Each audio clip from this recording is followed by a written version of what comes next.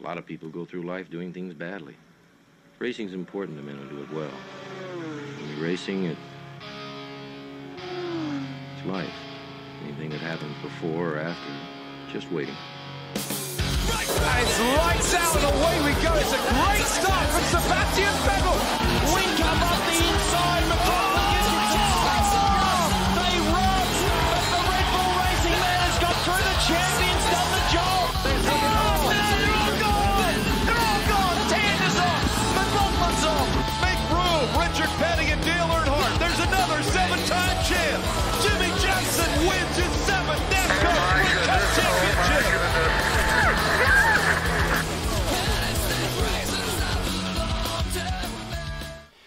Good evening, everyone. Welcome to the Brock Harvey Invitational. It's silly season. The Super Series has wrapped up, and now it's our chance to let our hair down. My name's Stairs. I'm joined in the commentary box by Scruff and Nether. How are you guys? Well, thank you, Stairs. How are you? Very well, Nether. Doing well, thanks, mate. And evening, viewers. We're in for one hell of an exciting race, or two races, just by the look of things. Absolutely. Those of you who have an astute eye for detail may have noticed that the graphic on the bottom of your screen at the moment says we're at Sandown in Victoria, which is correct. Unfortunately, there was a very late change of plans with the circuit that we're visiting tonight, which was originally slated to be Surfers Paradise, but due to some server issues which caused caused many people's games to crash, the location has been changed to one of Brock Harvey's favourite circuits, which is Sandown. And so here we are. Yeah, Sandown, we've been here before as part of the Super Series, very, very early in the Super Series. I think it was like round 2 or 3, Stairs. It was very, very early in the season. So we haven't been here for a while, but good to be somewhere where we're all familiar with and sure to deliver a good pair of races tonight. Certainly, and those two races will be 15 laps each, as you can see on your screen there, for a total race distance per race of 46.5 kilometres. Sandown sure to provide plenty of entertainments as we head into the practice session, which is currently in its 37 minutes to go according to the timer, but that of course will not be the case for very long, I imagine, since we are currently at about 5 minutes past 9 in Melbourne time, and that's usually the time we get qualifying underway. So because of the late change of venue, I'm assuming they're just giving everyone a little bit more practice than otherwise they may have had. Yeah, and speaking of practice, at the moment we've got a rather nice three-way battle going on for top of the practice sheets in a minute. Thomas McMillan, he's in the Gibson Motorsport Nissan lookalike car. By number 2 it is. And he's at the top of the time sheets with a 23.2 from Kurt Stenberg and Hobson. And as we say, Hobson just jumps to the top with a 23.095. So he's in his own livery car. But it's a very, very nice three-way battle for practice honours at the moment. Yes, and then the 22 cars behind in the whole field. Big field, it has to be said. The Aussie racing cars, the very small Camaros, the ARC mod we're using with some liveries that may be familiar to a lot of people. We've got quite a few retro liveries from the world of V8 supercars, as Thomas McMillan goes very, very, very wide at the S's, has a massive crash, bounces across the circuit, and that will be put paid to that run. But nonetheless, only a 10th off the ultimate pace is Thomas McMillan in that number 2 car. Just to go back onto when we go to qualifying, I'm going to advance the session in just over 5 minutes, unless otherwise advised by Mr. Harvey. Sounds good. Well, 5 minutes, that gives us a bit of a chance to run through some of these liveries, which are a little bit different to what you might be used to seeing these gentlemen racing. The man on screen there, Brenton Hobson there. Now, he's one of 2 SSR or Synergy Sim Racing cars that are in this race, the other one being Scott Nolan. Scott Nolan, frequent visitor to the live chat in the YouTube streams that we broadcast, so shout out to Scott Nolan. He's running a very similar livery, except he has the green accents on his car, whereas Hobbo has the orange accents on his car. Moving through the field, we've got Kurt Stenberg. Sorry, didn't catch that. You're very quiet. Yeah. What other liveries have been catching your eye? I mean, we've obviously spoken about some of the unique liveries there, Hobbo and Nolan running unique liveries, but out of all the retro liveries, what one's catching your eye is probably one of the favourite ones? Well, I'm looking at a big picture of them right now, and there's a few I'm a bit disappointed aren't being run, which one of them being the Benson and Hedges one, but enough of what isn't here. Let's look at what is here. There is a Gary Neville is running a car that I want to see, as we see Colin Warwick going well off the circuit in that Mount Franklin livery car, and Scott Nolan spinning. So a lot of people finding the limits here. We'll try and cycle through to find Gary Neville's car. He's just actually in the pits at the minute, Stairs, so he's behind a couple of other cars. He's in the John Player Special. And that is exactly right. That is a fantastic looking livery there. I don't know why, but black and gold, doesn't matter what car you put it on, it always looks good, Nether. And yeah, it certainly does. So it's a bit hard to see the gold from where I'm sitting, but if I was sitting still, I'd probably get a bit more of a better look at it, but it certainly looks really good. I'm a little disappointed that there's not too many Holden HRT or HDT look-alike liveries in the field. Thought there'd be quite a few more of them. I know Brock Harvey's quite a fan of the Holden liveries, so I'm surprised to see that there's not so many more of them around. Yeah, well, I think Will Devonish is running an HSV-looking sort of livery, and that in the supercars actually in recent weeks, well, until Hobbo changed to a custom livery, he was one who liked to run the old throwback HRT liveries. But another one that's caught my eye is Dwayne Davies, that retro Peter Jackson livery, which anyone who grew up around the 90s would remember.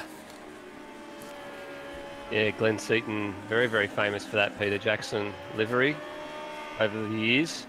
Come heartbreakingly close a few times to winning Bathurst. I remember the time where he not that far from home and he had to pull it over on the way up the hill, and very, very distraught. But it is a livery that I remember seeing for all the way through the 90s. Absolutely. Right up until they banned the cigarette advertising. Yes, which certainly changed the look of motorsport. For forever, really. It produced some of the best liveries in all types of motorsport. That some of the most memorable cars of our childhood. But another one that I've been has caught my eye, probably for the wrong reasons. I'm just trying to find it at the moment. He may well not be in the server at the moment. No, he is. Let me find him. There's Brendan Ross. As we've heard from Far Canal Racing in the top chat. In the live chat. Well, those boys are out of control down there. The livery, I think, is supposed to be a Red Bull livery, but unfortunately something's gone wrong with the making of that livery, saving out the DDS file or something, because it looks like it's been covered with Dazzle camouflage. Yeah, or carbon fibre if you're looking at it the right. Like I've just seen it sitting there, and you're right, it is going to have a Red Bull sort of a livery underneath it, but not quite coming out as desired. Oh, gracious me! It's the mobile car there, trying to avoid him, and he just got himself out of control there. Cam Rutledge, that is the number 05, as Brendan Ross exits out to the pits. The other one we should make mention of, we alluded earlier on to the Mount Franklin livery car. We've got Kurt Stenberg in the number 47 Mount Franklin car, and Colin Warwick, he's a rear gunner at the moment, sitting down there in 4th place. He is the other Mount Franklin racing car, and he's number 53, so keep an eye out for those two. They're very quick and strong teammates.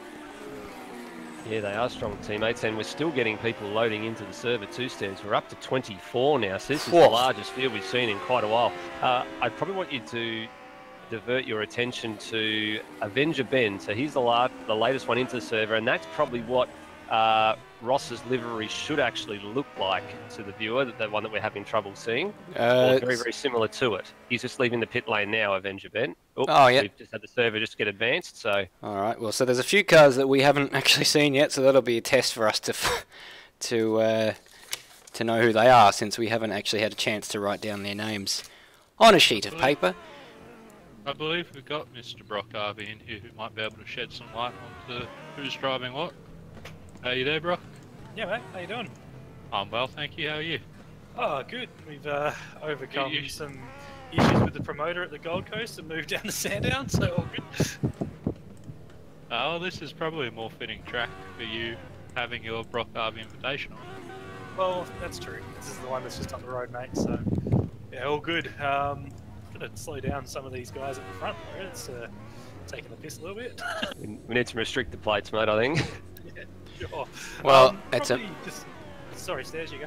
Yeah, so I was just going to say, we're about to begin this qualifying session, and as always, a massive queue at the end of the line. Look at them all waiting. I'm looking at 1, 2, 3, 4, 6, 7, 8, 9, at least 10 cars there. Good gracious, mate. As well. There's more than that. Oh, there's a few I didn't see. There was 3 cars in front of the car that I started at 1 at, so add 3 to what I just said. It's normally Brenton Hobson at the head of the queue, always eager to get out. This time he had to settle for second in queue because Stenberg beat him out.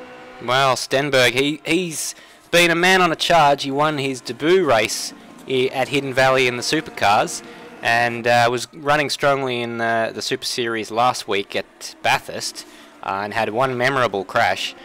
Quite one that was lucky not to take Lewis Wedding and I think it might have been Colin Warwick. No, it wasn't Colin Warwick. I can't remember who the other man was, but they were very lucky not to have an almighty collision there.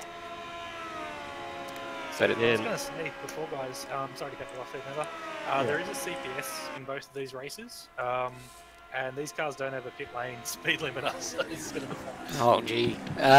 Well, I hope everyone has... Is everyone aware of this fact? Because that could be... it could be that there's a compulsory drive-through penalty for everyone. I would imagine they would have tested it throughout practice and realised that, nothing... You do have to turn the limiter off. You get out of the pit, so you're going to wind up doing 150 anyway and figure it out pretty quickly. Some circuits don't have the same pit lane speed limit in the race itself as practice, so that might be something to keep their eye. Yes, well that's something that I think will be a take-home story from tonight. But we're looking at...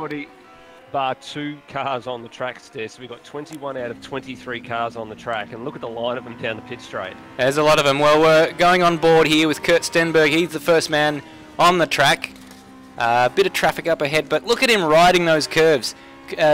Not really any fear at all of getting that car up on 2 wheels as he comes out of turn 4 to go down the back straight, and a bit of traffic up ahead. They probably shouldn't bother him if they keep going along at a normal click, and if I have a feeling they're on their outlaps potentially. So Kurt Stenberg's the man in it's Brendan Ross and Gary Neville there. So Kurt Stenberg has and there's been a massive collision up in front of him. So that's, well, thankfully they were off the circuit and they got out of his way. Might have been slightly distracting, but anyway, Kurt Stenberg doesn't have to worry about them now. No, he certainly doesn't. He set some pretty reasonable sector times for sectors 1 and 2, Stenberg, but behind him, Brenton Hobson's gone purple in both sector 1 and sector 2, so he's the man setting the early pace.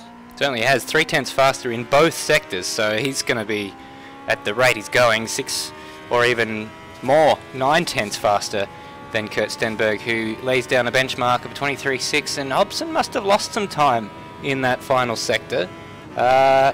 Just looking at the times... Well, yeah, he did. So he matched Stenberg in Sector 2, even though he was purple, only by a very, very small margin. He had a 3/10 margin on him in Sector 1 and actually was slower by a 10th in Sector 2. So they just dropped away a little bit, just couldn't carry on with it. But still, he's at the top of the tree and he's very close to the times that we were seeing at the tail end of practice as well. So we're not far away from going into the 22s if they can hook it up. Yeah, Stenberg was purple in that final sector, and he's gone purple in the first sector as well, but Hobson behind him on track has set an almost identical first sector time.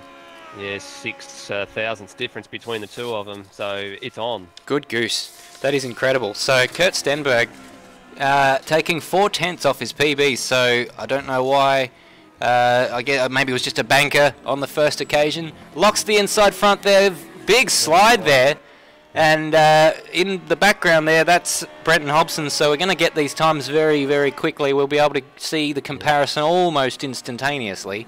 Yeah, they're matching each other too. They've both done 31 zeros and 19 sixes with a bit of change in both Sector 1 and 2. So they're really matching each other, these guys. They're staying within sight of each other. Well, Hobbo's... Stenberg will go provisionally first, but Hobson I think is about to take it back. Well, he does. He does, and he found that time, I think, in the final sector there, because he was down on Stenberg as McMillan splits them. So McMillan jumps up into second place there. So Hobson, my goodness, he found a lot of time in that final sector, because before that he was matching Kurt Stenberg in sector 1 and 2, but was actually marginally slower, I think, by a couple of thousandths of a second in each. Yeah, he was. He's not that far away in sector 1 and 2 from the best times, but that purple sector time in sector 3 of a 32.2 was very, very quick. And quickest final sector so far. He's the only man under the 1 minute 23 barrier at the moment, Hobson. So the guys behind have a little bit of work to do. But good to see McMillan up there splitting the two of them as well. So we said he was right in this fight with them at the end of practice as well. It was Hobson, McMillan and Stenberg, and it's proving to be the same way. Red ball in the wall there at the exit of turn 6, 7 and 8. So that's a bit odd. Avenger Ben. Avenger Ben, so yeah, he's a newcomer. We haven't seen him before, so a debut for him. So we'll watch him with interest. But interesting how they all seem to have very different strengths and weaknesses. Thomas McMillan had the fastest middle sector, whereas Hobson and Stenberg shared the honours for fastest in the first and last sectors, respectively. A lot of traffic up ahead of Stenberg at the moment. Yeah, the sector 2 is effectively from the exit of turn number 4 all the way up to up the hill, the back straight to turn 6. So if you get a good exit out of the 4th turn at the bottom end of the circuit, you'll inevitably have a really, really good sector 2 time. It's all straight. So these cars, if they get a little bit of a toe, they're not too bad, but that's where the sector, it's a very, very short sector 2 compared to the rest of the lap. Certainly is. Well, we haven't seen what I would consider to be a representative time yet from Colin Warwick. He was up there on pace with Stenberg in the practice session, but he's currently languishing down there in 15th place, some 9 or 8 seconds off the lead. So one would say that he hasn't put up his best effort just yet. And Brock Harvey yet to set a time either. And everyone behind him just looking at the timing screens. We've got yet to see times from Brendan Ross, Gary Neville, Dwayne Davies, Glenn Miles and Voda. Yeah, so Voda's just got back into the server as well, Stairs, so that's why he hasn't come and taken out to the track yet. Matt Devine jumps 4 positions up to P5 provisionally. Now, have we got his surname right? Because he's been saying that we haven't been pronouncing it properly. Yeah, no, well, that's because it was being pronounced Devine and Devoon and stuff. Devine is correct.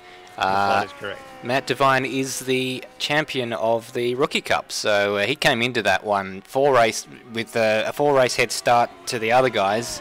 He gave a head start of 4 races to the other guys and came in and swept the 6 races to the end of the championship to win it unbeaten. But he sewed that one up in the final race of the season, and what a deserving champion. So he moves straight up into Pro B and up there in 5th place, making some of the other Pro B guys look a bit foolish. Yeah, he certainly did a very good job. He's aggressive, but he's very smart in how he goes about it. We're about to see a representative time from Colin Warwick now, Stairs. He's gone up to P9, so not the quickest lap, but still it's a lot better than where he was. He was languishing towards the back of the pack just then. So I wonder if that's traffic. Yeah, I'm looking at the time and it does look like he's had to pass one. Yeah, he had to pass the mobile car that's behind him on track at the moment.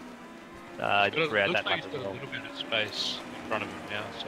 Yeah, he does. The car up in front of him is sitting down there in 19th place. That's Glenn Miles. So Glenn Miles currently sitting on a 1 minute 30.6. So and he's jumped out of that lap. Has Colin Warwick. So either he didn't have enough fuel or he was not going to do a better lap time, as we've got the shell car of Mike Coulston, I believe that is, at the exit of the final corner spun. So that's an unfortunate place to spin, especially if you happen to be on a good lap. That's right. The spread is quite large actually at the moment. There's a lot of drivers, Sure is. even at Service Paradise, when the practice server was running correctly, struggling to get a handle on these cars. So the golfing class is quite large, as they Well, would say. it's a We've got big Hobson on top challenge. of the 22.9, and then we've got some guys just still struggling to find their feet. Well, Hobson's Seen a lot gone. of them. Sorry. Hobson's gone quick, but Stenberg's on a fast lap as well. So this is not over. Just to add to your point about the golfing class, it's the top three, and then Scott Nolan some 1.3 seconds down on Stenberg, but it's very close with Nolan, Devine, Schultz, and Devonish all separated by barely a tenth and a half. Yeah, there's some distinct packs forming. Stenberg with a wonderful drift through the Dandenong Road corner as well, so managed to gather it up really, really nicely. Let's see if he can improve his time. He's gone purple in Sector 1, but his Sector 2 time wasn't too far away from the top time. We have seen a lot of them flip on their side going through corners as well, because they are, I mean, not if you look at them, but they are actually quite tall for how skinny they are. Stenberg pips McMillan for provisional P2 Only stairs. just though. It was very marginal, much. about a hundredth of a second there, less than. So in that, Matt Devine has closed up to within 1.4 seconds of Hobson. Hobson, I think, improved actually again Yeah, he has. in his He's best lowered it lap. by 10. He has, He's just so at the wall, chipping too, on the away. edge to turn 4 too. But it's tricky because a lot of these guys, although this is a silly season event, they still want to do well, and they've been practicing Surface Paradise all week, and then all of a sudden they've had this brand new challenge. So this really is a very good indicator of who can adapt to a new circuit quickly. I mean, a lot of these guys may well know Sandown quite well from the Super Series event that we did here, and and Stenberg catching traffic there at the wrong moment there. That is the I think that might be Foley. Jumps out the way. Hopefully Stenberg was not impeded there. Yeah, that was Foley in the 98 Mobile 1 throwback livery. The guys who've been in the group the longest, like Bill Devonish, Brock Harvey, Wayne Davies, and those guys will have the biggest advantage here because it's actually our third event we've run at this track. So we had the Bathurst Legends here as well. Of course. So, you know, it's the experience makes such a difference.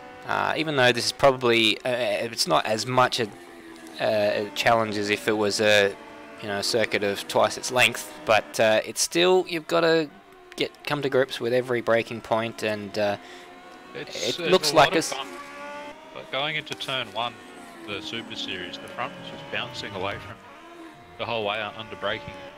That's the bit that's going to be challenging for these cars especially. Well, yeah, A few, looks like a a simple. few cars like that going, especially over turn 6, bouncing away there as well as the curbs tend to unsettle the car. So a few guys losing time through that part of the circuit as well. Yeah, it looks like a simple layout, but as you say, the curbs and the bumps just add to that, add to the difficulty factor there, which I think is a mark of that. That's the type of thing you want to see on a race circuit, not 17 corners and every corner is flat as a billiard table. No, Yeah, it's that's right. definitely got a lot of characteristics that do make it unique as Sandal. Meanwhile, Stairs, SSR cars line astern on track. Stenberg has lowered his time again as well, so he's also into the 22s now, 22.9. He's still 3/4 of a tenth behind Hobson though, but running out of time to exchange positions for P1. But He must be wondering what he has to do, because he keeps him on improving his time, but so does Hobbo, and they're chipping away at it, and it's just always not quite enough. No. At least everybody's set a time now, which is good. Yes, we've got 24. Well, let's see. We've still got quite a few people on track. We've got 23 people actually at the moment. Voda looks like he's left the service. So Avenger Ben, the last man on the circuit there with a 32. So he's some ways off the pace. So experience, obviously not doesn't have as much experience as some of these other guys. Brenton Hobson lapping again. No, not purple, but green sectors coming up on our screen there. He's lowered his time again though, Stairs. Well, there you go. By a tenth and a half. So he must have found purple somewhere there. I think it's in the last sector. In the last yeah, sector. It's a 32.2 in the last sector. I think he improved in all sectors, but Yeah, he's- mostly in that last one. He's just taken shaved little bits off in first. So Kurt Stenberg, does he have a response? We've got a minute left in this session, and all over the curb there. He's down by 0.2 of a second on Brenton Hobson and a tenth on his PB, and he'll be losing time all down this straight. So Hobson is up. He's the man directly behind Kurt Stenberg on the circuit, and someone trying to steal a toe from him there. That would be Colin Warwick. Yeah, Colin Warwick would be a bit cheeky. Sorry, Warwick go on. gave Hobson a bit of a toe as well, coming out of turn 4, so I think he's just returning the favour there, Hobson. And he's up by a tenth. My goodness gracious me. He's So Stenberg won't be that Oh, and he's tried to overtake him there. And this is going to ruin Hobson's best lap. So doing a little bit of a team thing there for his Mount Franklin teammate in Kurt Stenberg. Does Colin Warwick. I don't know that Brent Hobson will be that pleased with that. Probably not, but I feel like he would have been on. I mean, you just follow Hobbo and you know it's going to be a good lap. But trying to overtake him, I don't think that was a good idea. they'll both get one more lap though, Stenberg and Hobson. So yeah, you're right, it has cost him. It's cost him 7. Well, the timer just elapsed then. Up. The timer just elapsed then. Did they get across the line with enough Both time? Stenberg and Hobson did, Stairs. Stenberg got across with about 8 seconds to go, and Hobson with about 3. What about Warwick? Did he make it? Warwick, I believe he was directly behind, so I think he probably has just. I will check for you. Oh, but Hobson's binned it. Hobson's gone and binned it at turn 4. I don't think it'll matter because Kurt Stenberg is about a tenth off, and Hobson was pretty mega. We'll watch with interest because he's not a mile off. If he nails these last 2 sectors, then he has a chance. He was up on his PB. He was not that far away from pole time, so he's still within earshot here, but he's got to pull it out though. Depends how strong Hobson was in that final sector. He's not up on his PB by much. That's a much better turn 9 though, Stairs, and a long way since Stenberg drifting it through there. That's much cleaner. If Stenberg gets this, Brenton Hobson will be very angry with Colin Warwick, and perhaps some controversy, some collusion between the 2 Mount Franklin teammates potentially.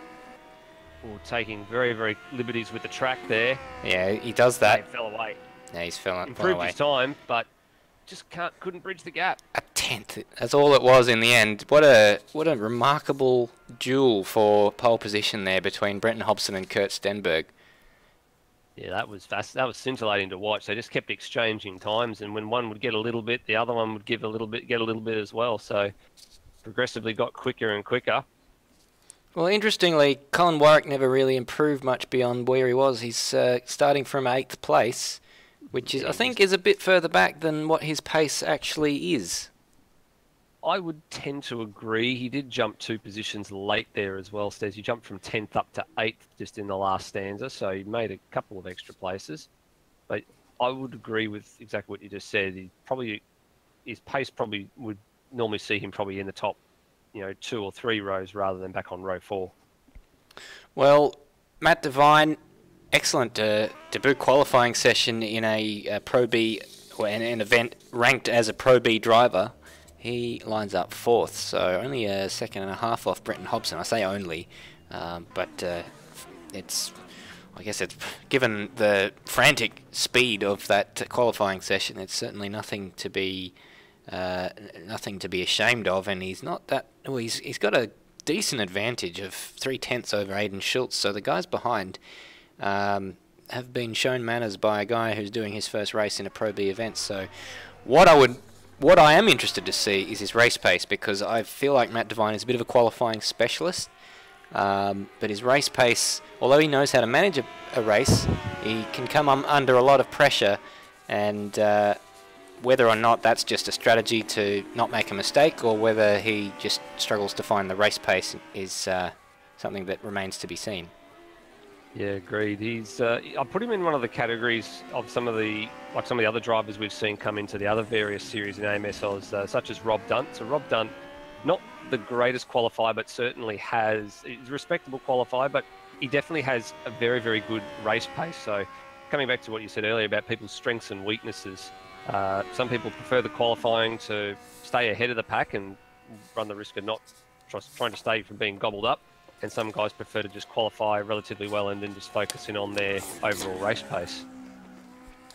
Well, one thing about Matt Devine, I feel like he doesn't make too many mistakes. So, well, even if the guys are faster than him in the race, they will certainly have to work to get past him. Yeah, mistakes will be, I think we can probably safe to say will be probably plentiful in this race if practice and qualifying is anything to go by, with the struggles that a number of drivers have had coming to grips with these cars.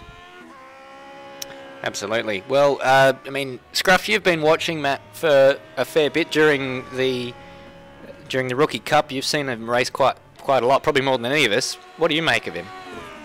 Well, as I said before, he's very aggressive, but he's very smart about it. And if he knows he doesn't have the pace to get past someone, I can almost, obviously we haven't really seen it given he's won every race he did in the Rookies Cup, but I can't really imagine him overdriving the car to try and catch up. I think he's smart enough to go, this is the best I can do, and just drive his own pace and wait for people to fall off in front of him. Very interesting. A bit of a Heath Dixon approach. Yeah, but he's not a disappointment. Oh. All right. Well, obviously the pain of him losing the F3 championship by basically not showing up is something that has not gone away, and probably something that you guys are feeling more than he himself did. But nonetheless, he is very good. He's very good at leading a championship after round 1, which I think he's done in 3 different series so far. So whether or not that trend continues, you'll probably be hoping that you do a championship that spans one round in order to crown a champion. But we jest.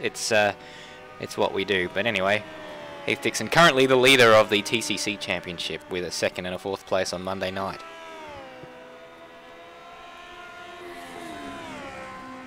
Well, this is the warm-up, so it's a bit more of a chance to get a bit more practice, and I think we've got a bit over half the field by the looks of it at the moment on the circuit, getting last 3.5 minutes worth of practice before the race begins.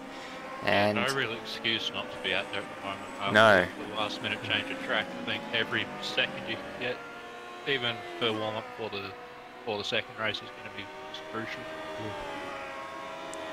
In this little bit of lull in proceedings, I'd like to probably throw to Brock, if Brock's here with us, just to get a bit of an idea as to what it's like to drive some of these cars. You hear, Brock? Yeah.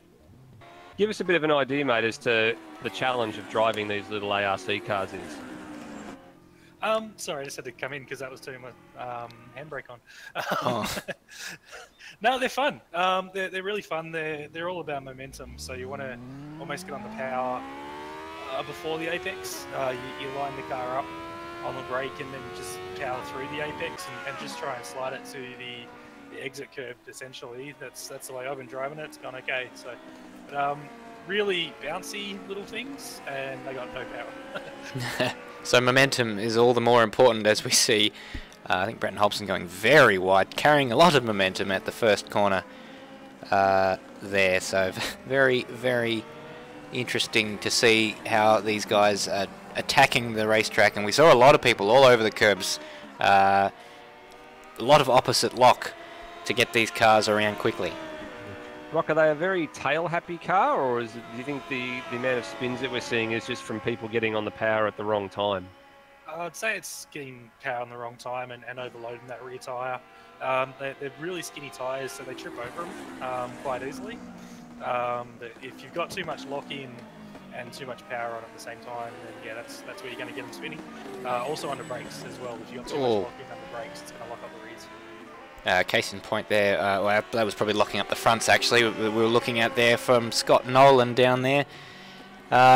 So yeah, I guess you can really drive these cars hard, but you know, I guess every car has its limit, and that's what we're seeing people exploring at the moment.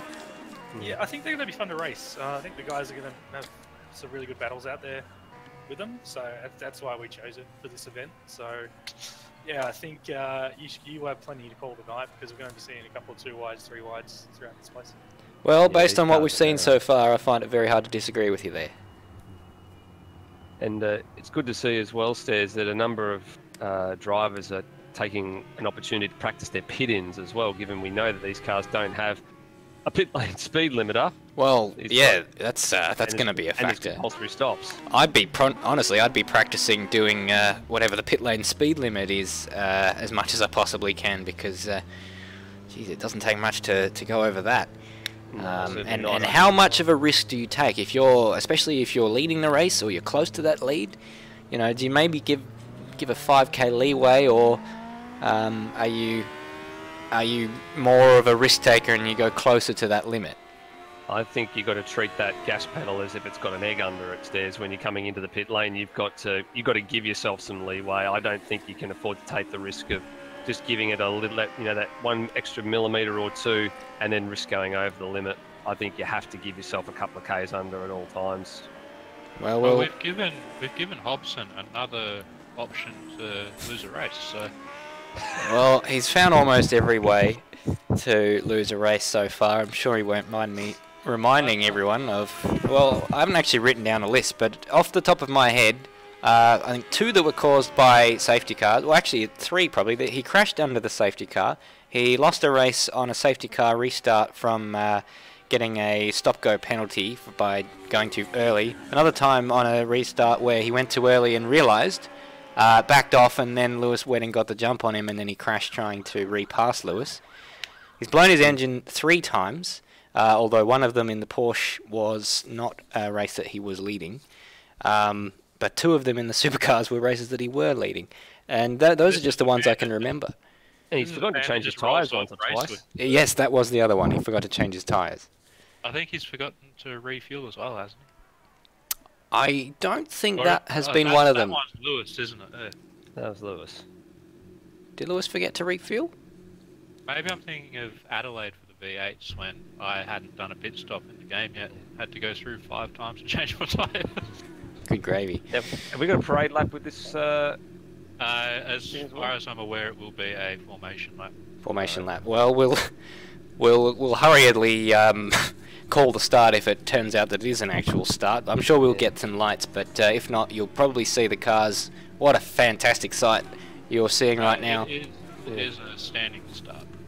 Yes, with a standing start. Yeah, standing start with a formation lap, and Brenton Hobson, the man on pole position. There he is for Synergy Sim Racing. Alongside him will be Kurt Stenberg. Those 2 look set for a scintillating battle throughout the race. It'll be very interesting to see when they come in to make their pit stops. And a fairly quick formation lap for Brenton Hobson so far. Thomas McMillan in that Gibson Motorsport car. Thomas McMillan in 3rd place. Alongside him will be Matt Define, number 17. Excuse me. Aidan Schultz in his familiar Styx car livery. Starts 5th with Scott Nolan alongside him in the other Synergy Sim Racing car. And behind him, Will Devonish, the HRT-inspired livery, with Colin Warwick in the 2nd Mount Franklin car. In 8th place, Brock Harvey in 9th place there, number 29, as is customary for him, flashing the lights as he hears us call his name. Philip Boak in 10th place. He is in the that Mobile 1 car. And behind him is David Keane. David Keane with the Preston Hire entry. Dwayne Davies there in just weaving back and forth in the blue and yellow Peter Jackson car. Cam Rutledge in the Mobile 05. Big Dog in the number 14. He is in the in 14th place in the number 20 car. Cracker starts 15th in the Coke car. Brenton Foley in the Mobile car, number 98. Topher in the other Peter Jackson car. Brendan Ross in the livery that didn't work, just going off the track there with a bit of tyre warming that didn't work. And Gary Neville in the JPS Special. Behind him will be Luke in the in 20th place there, as you can see him coming through in the Wins entry number 72. Car's a little bit out of order there. We've got Mike Coulston in the Shell car. Number 18, Glenn Miles, in 22nd in the Castrol car, and Avenger Ben in 23rd place there in the Red Bull car number 41, as the leaders are all gridding up, and a few of them have overshot their grid spots.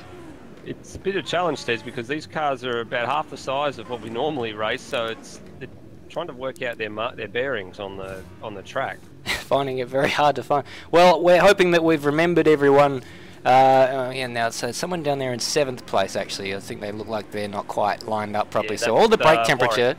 that they've got, that they've accumulated during that warm-up lap is completely gone. Currently diving down, and we haven't had the lights come on yet. So there we go. The game has reset some of the cars. So we get the lights now. We're going to go racing very shortly in the Brock Harvey Invitational, and Kurt Stenberg's gone almost nowhere, but it's been a bad second phase of the start for Brenton Hobson. It looks like that Kurt Stenberg may well have the whole shot around the outside there. And no, I'm wrong completely. Kurt Stenberg does not.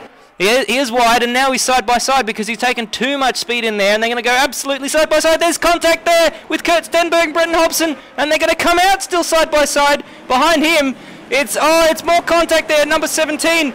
And he goes up through. So Kurt Stenberg remains in second place. Thomas McMillan has got up into 4th place. Sorry, Matt Devine's gone up into 3rd place. Thomas McMillan down to 4th place, but it's a drag race down to the back straight. Yeah, Hobson got a great launch, but then a very, very poor second part of the start, and there was quite a bit of contact a bit further back in the pack, but they've all managed to get through. Oh, but here's the part, it's more than one car going to go through that grass, I should think, but they're all over the place. The Coke car's off, so the Coke number 4 car is off through the S's as well. That's Cracker, so Cracker's off. And the top 3 starting to break away at the moment. Scott Nolan's got up into 4th place there. So Matt Devine down to 5th place after starting in 4th. And he was up there fighting early on. Aidan Schultz has moved up to 6th place. Dwayne Davies has gone around coming out of he's round off the second last turn.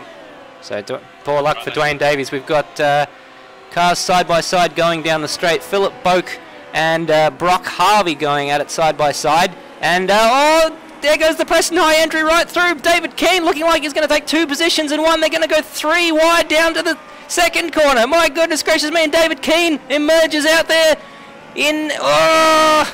he's gone off the track. He was going to get the position up into 8th place, and he's going to have a collision there with Philip Boak. Yeah, it's on. Unseen to the viewers as well, Stairs. Colin Warwick got in and got his compulsory pit stop over and done with. So he was in the mid-pack, and that's probably a smart strategy call too. He's come out in clean air, so he's now free to run to the finish. So Warwick pits on lap 1. Oh! That's McMillan going very wide down at the S's, and somehow keeps it together.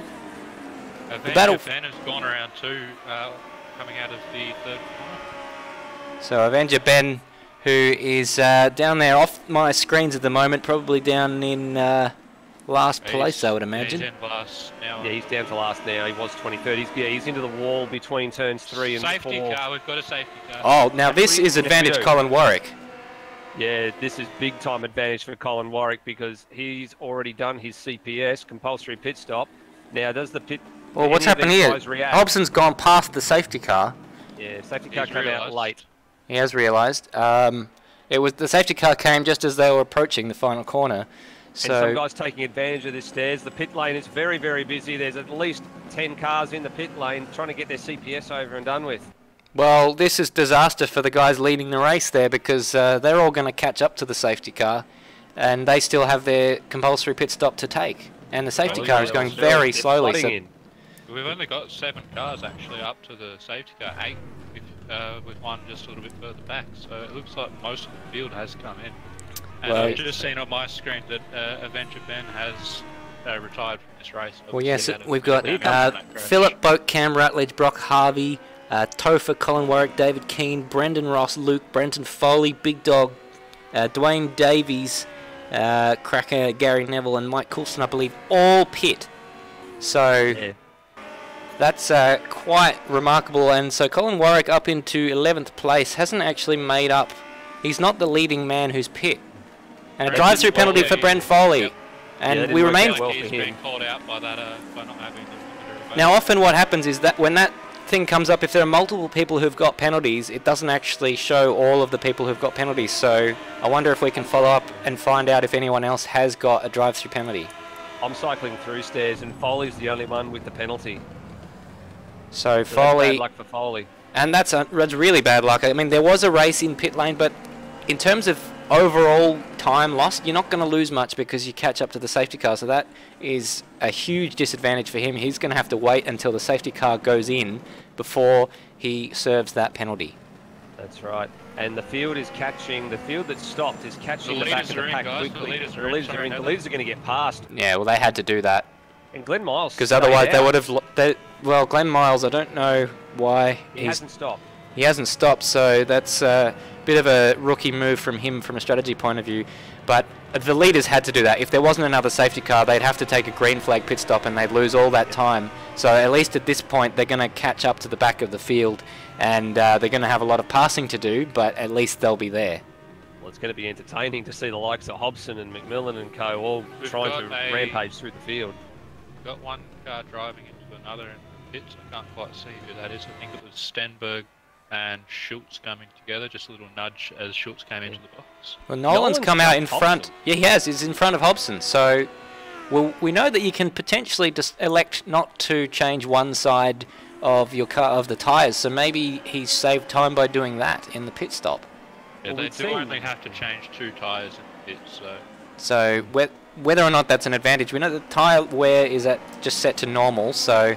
if they're good to last the 49 kilometres without changing one side, well, I mean, it is a circuit that's very easy on the left-hand side of the car compared to the right-hand side of the car, so there is a chance that they've decided to do that. Another possibility is that Hobson just didn't want to find another way to lose a race, and it's just being very cautious with his speed in the pit lane, and that's allowed... I've already forgotten who it was to get through. Nolan, his teammate. Well, one wonders whether... there's been a... We swapped. Nolan's going down the field. He's currently dropping down. Let's see why that is.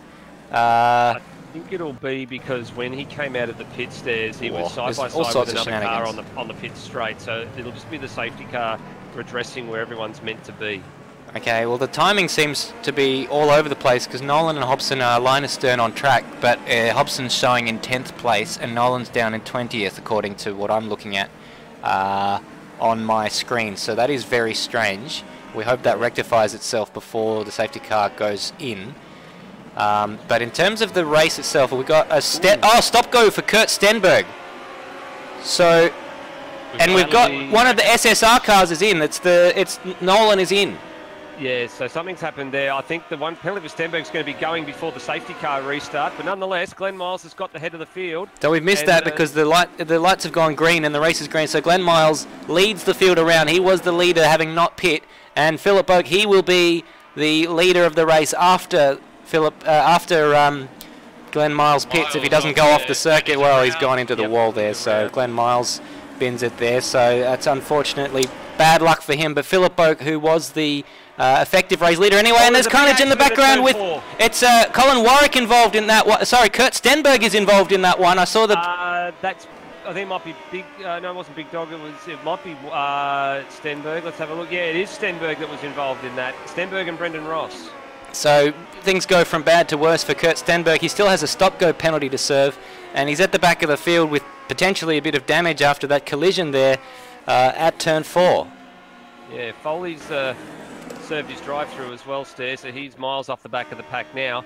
Boat leads, but Colin Warwick is trying to force his way past, and he'll want to do it rather quickly because Hobson's already moved up to 7th, and he'll be on a charge very, very shortly. Well, Colin Warwick was the man who had it in his mind to pit very early on. He pit before this whole safety car thing shook out. So Hobson in the pits, so one wonders whether he didn't change the time. He's got a stop-go. He's got a stop-go. Okay, so... You guys must have got a stop-go, and so Matt Devine's got one hanging over his head. Hobson serving his now. Stenberg serving his now. So those guys all must have gone before the safety car went in and the green flag was shown.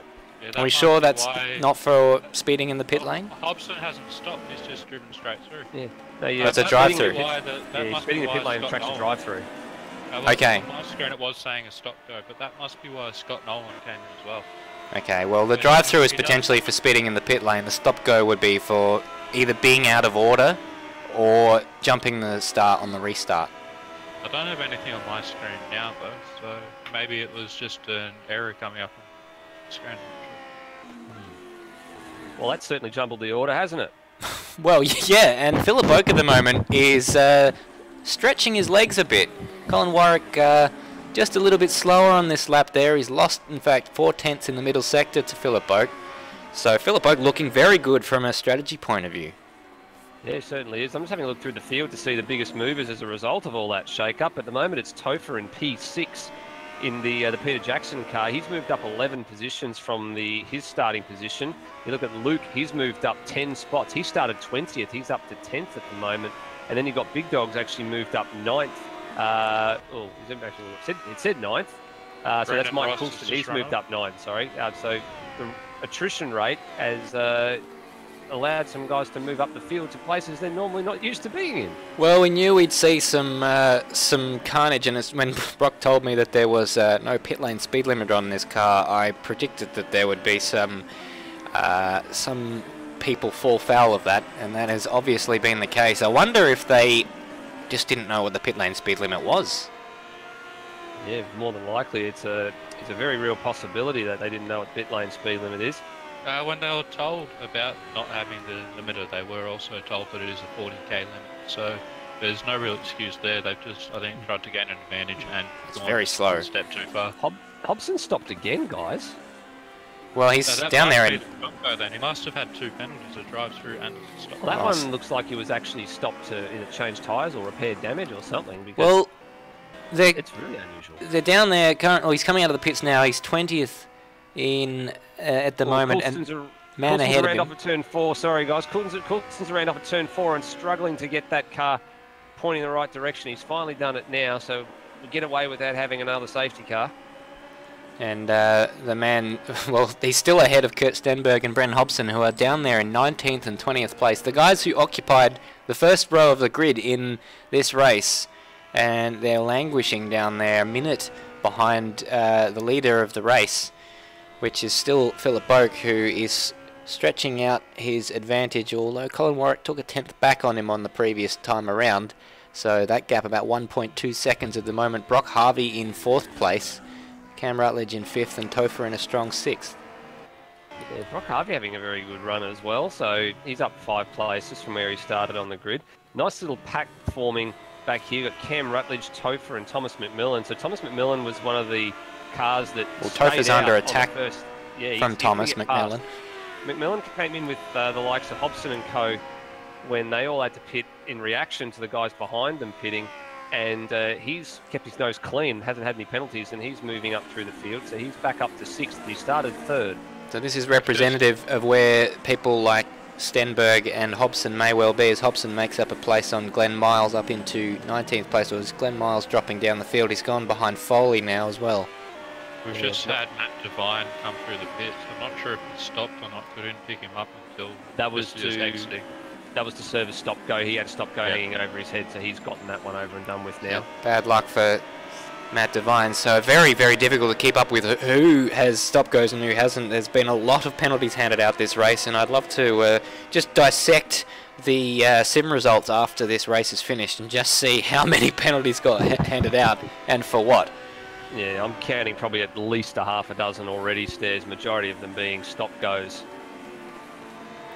Well, we'll look to the timing screens to see where the closest battle on track is at the moment. Looks like Will Devonish is pretty close between Matt Devine at the moment, so it's for the minor placings, but it's probably the one to look at the moment. Just 6 or 7 tenths of a second. And Harvey and McMillan are very close too, Stairs. In actual fact, I reckon McMillan's going to have a dive here at turn 9 if he gets, or he might even get it done earlier. Well, yes, so he's caught that gap up very, very quickly. Brock Harvey had so much pace. Brock Harvey had quite an advantage over McMillan just a few laps ago. Mike Coulson, sorry to cut across the stairs. Mike Coulson has gone into the wall on the inside coming out of the final corner. And he's dropping down the field at quite a rapid rate, so he's down there in 20th place at the moment. But I think Thomas McMillan is the man to look at the moment, because he is lapping much quicker than those blokes ahead of him. David Keane on his last lap was a second and a half slower than Thomas McMillan. So Thomas McMillan is catching these guys. He's only 2.5 seconds up the road, and he'll find himself in a podium position very shortly indeed. Yeah, he just set his best lap that time around 2 Stairs of a 22.9, which, if looking down the list, that is the quickest lap that anyone has set throughout the race. That's qualifying type laps, so he's got some real pace. And Keen's just run through the grass as well between 2 and 3, so McMillan's going to be all over him in a lap. Well, Hobson's done a 22.4, but he's certainly nowhere near being able to challenge. So Stenberg and Hobson are still close on track. I think about 5 seconds separating them, but not where we thought they were going to be. No, right down the field. Well, Stenberg can see Keen now. Sorry? Still only the one retirement with Avenger Ben, so 22 which is very surprising. Very, very surprising. So Kurt Stenberg, and just comparing his time with Bretton Hobson, he lost 0.6 to Hobson there, but 2.5 second advantage. That may well close up, but the battle we're looking at now is getting ever closer, because Thomas McMillan, at the pace he's been closing in on David Keen, should be up into a podium spot by the end of this lap, I should imagine. He just lowered his lap time by 1/1000th of a second, his best lap time, McMillan, so that's ultra consistent. And he's going to have a look to the inside. Yep, and he's got him. Oh, if he can get it stopped, the thing's wiggling all over the place, and he's taken way too much speed into turn 1. David Keen's going to have that one back, but just Thomas McMillan very, very confident in his car, but his confidence deserted him there. But I reckon he'll get a good run off onto the back straight, and this has been where he's done most of his moves. He's just breezed by so many people. We saw him do it to Topher and to Brock Harvey, and here he goes up into a podium position. So Colin Warwick's probably a little bit too far up the road to worry about him. But if he does make the slightest mistake, and we're hearing, oh, someone's gone. Is that a lapped runner? No, that's Glenn Miles. Here's Glenn Miles. So Colin Warwick doesn't want to make a mistake, because Thomas McMillan is very fast. But Warwick's been able to do nothing about Philip Boak, who looks like he's in line for, I think his first victory as a Pro B runner. Yeah, he's looking the goods at the minute. Warwick's got 4 laps to keep McMillan at bay here, but it's going to close right up. Yeah, there's Glenn Miles. That'll be a stop-go penalty. He's not in the pit lane, but I think that probably might be for some track limits by the looks of things. He's struggling an awful lot at the moment. It's usually a drive-through, isn't it? Or am I wrong? I tend to think it is. Maybe it's something that's been changed for this, but he's serving that right now. Well, they're fairly spaced out in the top 10. There looks like a bit of a battle going down for 7th and 8th at the moment, with Cam Rutledge coming under pressure from Dwayne Davies. Sorry guys, I was just watching Scott Nolan, and he just got all kinds of sideways coming through. I actually have a track map for a change. Yeah, Nolan was battling with Divine, I think, back there as well, wasn't he? Yeah, coming into turn 9, he hit the curbs at turn 8, and the car just got very unsettled, and he's coming into the pits again. Is Scott Nolan. I might have to take back what I said about Colin Warwick being safe in second, because Thomas McMillan is only a second away at the moment, and he took a full second out of him on the previous time around, and with 3 laps to go, one does not have to be a maths whiz to suggest that may well be, and a drive-through penalty for Glenn Miles as well, may well be a battle that's going to hot up, but it's this battle between Rutledge, Schultz, and Davies is hotting up. Davies is the man on the move. He's taken the place up on Aiden Schultz. Glenn Miles is just retired. And Aiden Schultz has gone up ahead of Cam Rutledge now, so up into 7th place. So a big mover at the moment. Yeah, Big Dog also retired. Yeah, so we're down to 20 runners.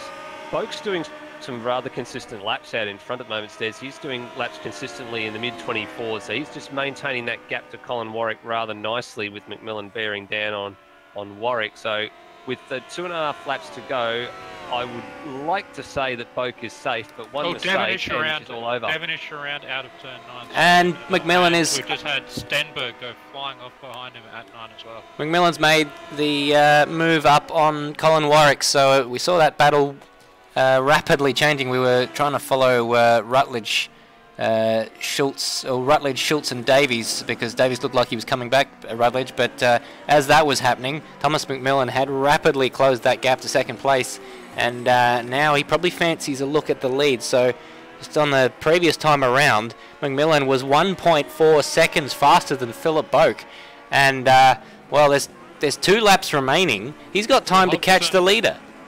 Hobson through on Devonish at turn 1. Yeah, but gone wide at turn 1 though. Oh yeah. And Devonish back through. Yeah, that spin for Devonish has cost him quite a lot there. And Scott Nolan trying to charge back through the field as well, but he's getting past David Keane at the moment. He's a lap down, Scott Nolan, so no real change of position there. Oh, and that's McMillan getting caught out by a lap runner. That's Brendan Ross. Goes way off for turn 1, but so does Colin Warwick. But not as much. Colin Warwick doesn't go back through into second place. And there's a safety car. Or is a yellow flag? It's a local yellow, I beg your pardon.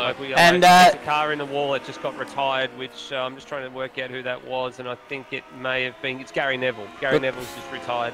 Thomas McMillan made a mistake, and Colin Warwick tried to have a look down there at turn 4, but Thomas McMillan, I don't know if it's his gearing or something, but he just seems to streak away on the straights. But looks like Colin may well be in the slipstream now. He could have a look down into turn number 6, but he's too far down. But that's all the music to the ears of Philip Boak, who in that has stretched his lead on this lap. So with 1 lap remaining at the end of this lap, Philip Boak just has to keep it on the black stuff.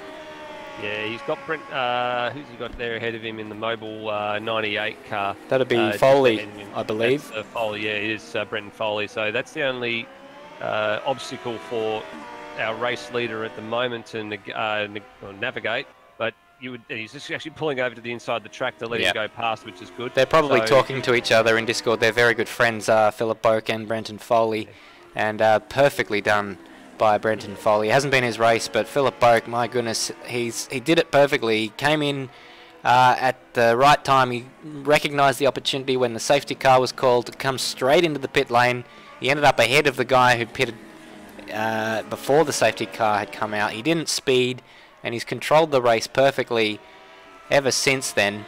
And he's going to come down to win this race in little over half a minute. And it'll be richly deserved. Certainly will be, from P10 to P1. It'll be his first win in our group as well, I believe. So well done to Boakey there. Absolutely. What an event to do it in. Special mention to Luke up in there in 10th place, our recent Pro-Am champion. Good strong showing from him. Yeah, he's done very well as well. He's advanced 10 places from where he started. He started P20 and he's currently inside the top 10. Well, McMillan staved off any counter-attack from Colin Warwick. Colin Warwick dropping back at the moment. Yeah, Warwick made a mistake off of turn 1, 2 Stairs. But take nothing away from Boak, he's going to win it. And a richly deserved victory. Philip Boak, what a fantastic win. He is the first victor of the Brock Harvey Invitational. Brenton Foley there celebrating his friend's win, and Thomas McMillan coming home in second. There's Colin Warwick to round out the podium. And we look towards David Keane, who comes across the line for a strong finish in 4th place as well. Brock Harvey, in the Brock Harvey Invitational, will finish in 5th place. Behind him, a strong result for Topher. Or did he hold on? He did. Yeah, Topher just held off. Yes, he did. Schultz by just under a 10. Not much. Well done, Topher there. That was a finish under pressure. Cam Rutledge, distant 8th there. And Dwayne Davies will finish 9th, and as we mentioned before, Luke rounding out your top 10. Yeah, so he's a Pro-Am champion. That was Pro-Am champion in the what series that says? That was the Super Series. Yes, it was. He wrapped that up series. On 3 wheels last weekend. Matt Devine will finish 11th. Brenton Hobson recovers to 12th place, which, considering all the penalties, is probably not that bad, really. Yeah. Will Devonish, he won't be happy with it, but nonetheless, Will Devonish 13th. Stenberg 14th, which is not something we were expecting to say. Foley ends up a lap down there. The first of the guys a lap down, 15th place. Scott Nolan 16th. Cracker 17th. Brendan Ross 18th. Mike Coulston was 19th. Big dog. He was the first of the DNF runners too, Mike Coulston. Yes, a lap down. So that must have been a late race DNF for him then. And same for Gary Neville. Big Dog ended up well off as well. 10 laps he only did.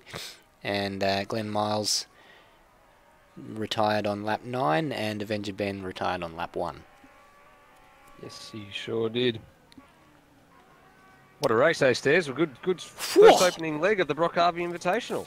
I'm a bit disappointed we're not doing a season of these, given that. That was surprisingly funny what not putting a pit lane speed limiter does to the chaos of a given race.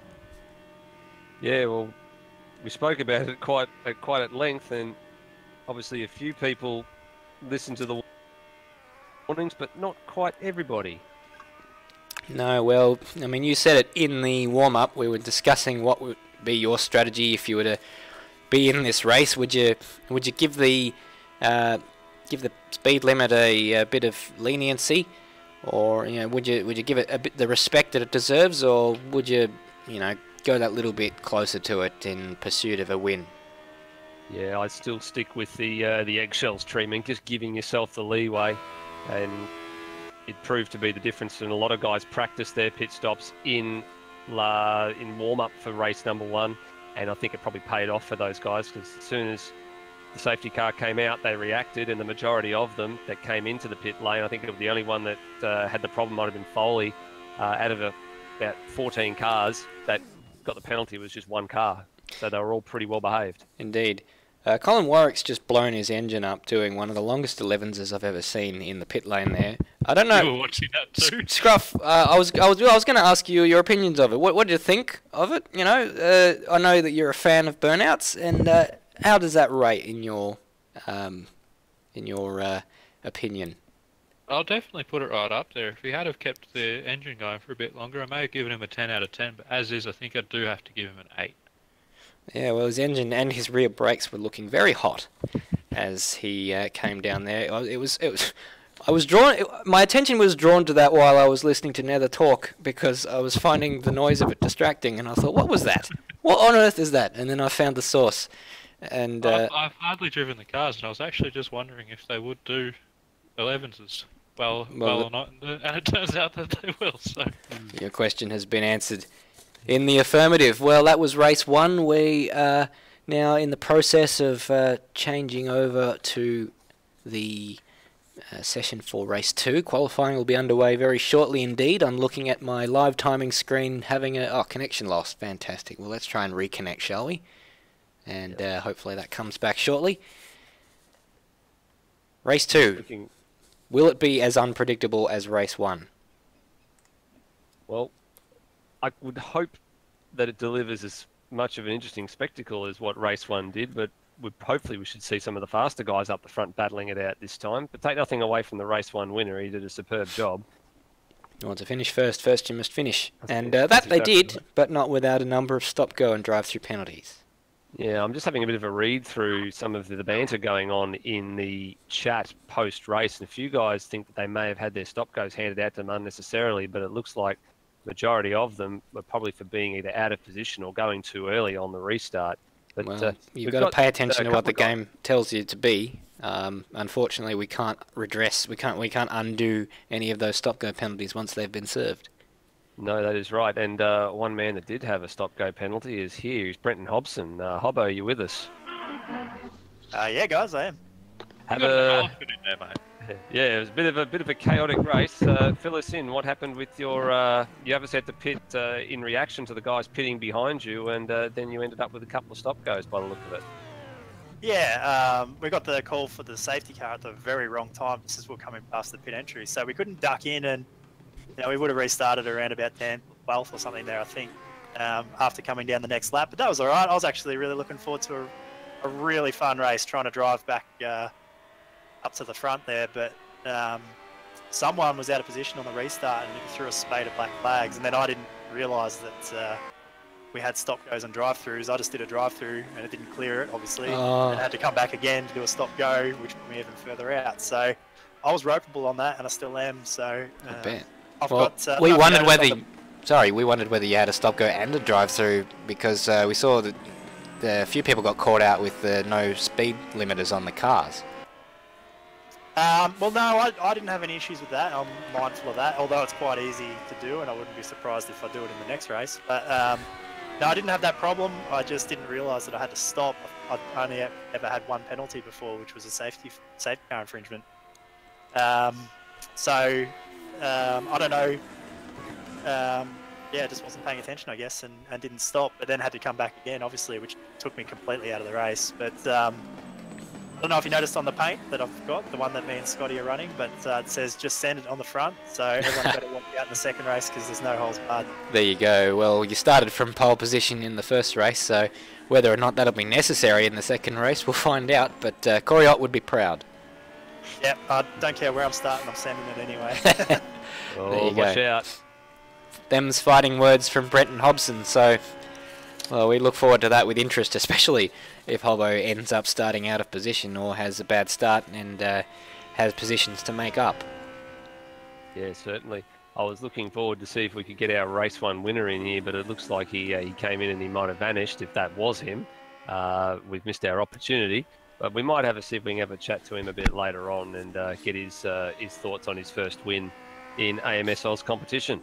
Well, yes, I'm sure he'll be richly pleased with that result, and to do it on the big stage, it's something that I think the whole Facebook group will see that and they'll appreciate it, and they'll now remember Philip Boak as the race winner that he is. Indeed. Well, we're in a practice session at the moment that's presumably going to be manually rolled over into a qualifying session shortly. And we don't expect that that'll be much longer before that happens. Well, here it is. They've moved it over right now as we speak about it. Well, yeah, what can you say? I predicted it. Well, 15 minutes. It's going to be the exact same process as the first qualifying session, and as such, I expect the same sort of ridiculous queue at the beginning of... Oh, my goodness gracious me. Yeah, pirouettes going on in the pit lane. Are you seeing what I'm seeing? Yes, I'm seeing a rendition of Swan Lake, a la Sandown style. And what a race! What a race! We've got side by side down to the start of the start-finish straight. It doesn't matter because I believe that looks like the back of Brenton Hobson's car, who has made it to the head of the queue this time. Yeah, so he's beaten Stenberg out this time. I've never heard such excited commentary in my life. Just to get to the end of pit lane. Well, and that wasn't even for the lead because the cars had beaten them there, but nonetheless they found their way. And we've got just an absolute cacophony of noise as people are sitting there impatiently waiting for the green light to go. And it's really making them wait, isn't it? Yeah, here we go. Green flag. Here we go. Green flag. Well, there you go. We got Brenton Hobson there, and behind him we've got pretty much the rest of the entire field, and they've got to try and spread themselves out a little bit and get a little bit of space so they can try and set a lap. So we've got Cam Rutledge, Thomas McMillan, Brenton Foley, Brendan Ross, I may have missed a couple, David King, they're also close on track, Topher, Stenberg, Devonish, Warwick, Cracker, Philip Boak. And then there's a bit of a gap after Boak, so half of them have stayed in the pits. Yeah, it's about half a dozen of them still in the pits. Yes, I've taken to just generally about 5 minutes into the qualifying sessions when I'll leave the pits these days, because you just get caught up too much, and if you want one of the slower cars to get out first, you wind up having to let everyone through, and it's just better off going out after a few minutes when everyone's done their first run and running a bit longer and maybe going for a short 2 or 3 lapper at the end. Well, it's a good time to go out now because that leading snake of cars has just cleared Sector 1, and now there's a fair bit of clear track in front of them. So the people who've taken my advice there are Aidan Schultz and Glenn Miles, so they've got quite a fair bit of empty track in front of them, and I think that's the best option. I've found whenever I've tried that, you'll get a couple of people, they'll either be trying to pass or they'll just spin on their own, and you wind up having to lift off or wind up in someone else's crash anyway. It's less risky in terms of actually not having your run ruined. The Snakes making their way down the start-finish straight now, so Brenton Hobson's about 15 seconds into his first timed lap. There was a few cars back in the pack as well, Stairs, who were just trying to get out of each other's way, trying to find themselves a bit of room and let the people that wanted to go past. And now there's a bit on as people try and get out of the pit lane in the wrong spot. Not ideal. Hobson all over the curbs out of turn 3 there, so at least it's a short shoot. The damage will be minimal, but probably won't be happy with that first sector time, so it's still purple regardless. It's a 30.9, and everyone else has set a first sector time in the 32s. We're just getting Devonish and Topher through on in 31s. But Hobson still fastest. My goodness, he absolutely punishes that engine on the downshift. So you can hear it screaming for, I don't know, like some sort of kidnap victim in the boot of a car trying to... well, I mean, you'd put duct tape over him. Anyway, unimportant. But it's a purple middle sector there for Brenton Hobson as well. This commentary has just descended into dark times. Well, it's silly season, so, you know, we allow ourselves some sort of license here that we wouldn't normally do. Normalarily. We're now inventing words. Hobson's gone top there. I say that. I did mention my snotting in my eye in one of the Super Series races, so we'll just brush past that. I've brought that up unnecessarily, but Kurt Stenberg has gone second there with a 23.8, so he's about 7/10 off Hobson. So there are our first benchmarks. Hobson goes back to the pit lane, and Stenberg is going to find traffic on his second time lap, so I'd be surprised if he continues on with it, to be honest, although he appears to be attempting to. And he's going to get well and truly balked. Oh no, he's lucky. It's I'm not sure whether it's Topher or Davies, but they saw him coming and they dived right out of the way. So they probably, if they were on a time lap, they didn't actually have to do that. But if they were on an out lap, then they did. But good awareness there. Yeah, good awareness to give the right track position. Just noting as well, Thomas McMillan's opted to sit up in the pits for a little bit. So he's not out there setting laps just now, but maybe just waiting for the right time. Still watching a few people bouncing across the curbs, across turn 6, 7 and 8. Yeah, we've got 5 cars in the pits at the moment. That's Luke, Nolan, Davies, Harvey, and McMillan, as you say. So that must have been. Oh, and we got Brendan Ross spinning at the final corner there, or on the approach to the final corner. So that's put paid to his lap. Stenberg can't improve on his first time, so he won't be impressed with that. Probably. I don't know, a bit distracted by the traffic. I didn't see that he got held up too badly, apart from when he got up behind Topher on the first sector. But he's got a little bit more space on this occasion, so he'll go around again. Yeah, he goes around again. I haven't seen very many people trying the toe trick down the back straight or the front straight. So in the race, we certainly saw people cheekily trying to take advantage of the toe. Well, they're allowed to in the race. Quali. Well, not to say that they're not allowed to in quali, it's just more cheeky in qualifying. Yeah. Oh, it certainly is. If you can get it, by all means do it. But even cars in the same livery, no team orders, just you're on your own, guys. That's exactly right. Well, we saw Warwick. Warwick tried the slipstream method in the first qualifying session, but that one all ended in tears as he thought it was the and Stenberg's binned it there. And that's going to put pay to that lap. And he goes back into the pits, so 9 minutes remaining in the session. Aidan Schultz is up into 3rd place. He's only 2/10 off Stenberg at the moment, so a good qualifying session for Schultz so far. Yeah, Schultz with a 24.0. It's a very good lap time by his standards. To give reference, and Hobson's still on the top with a 23.1, but just to give a reference to what our quickest lap time... He's gone quick again. In qualifying a sector, in qualifying 1, it was a 22.7 by Hobson.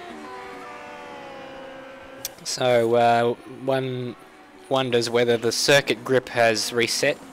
Hobson with the best first sector. Schultz has just set the best second sector, and Devonish has set the best final sector. So very interesting.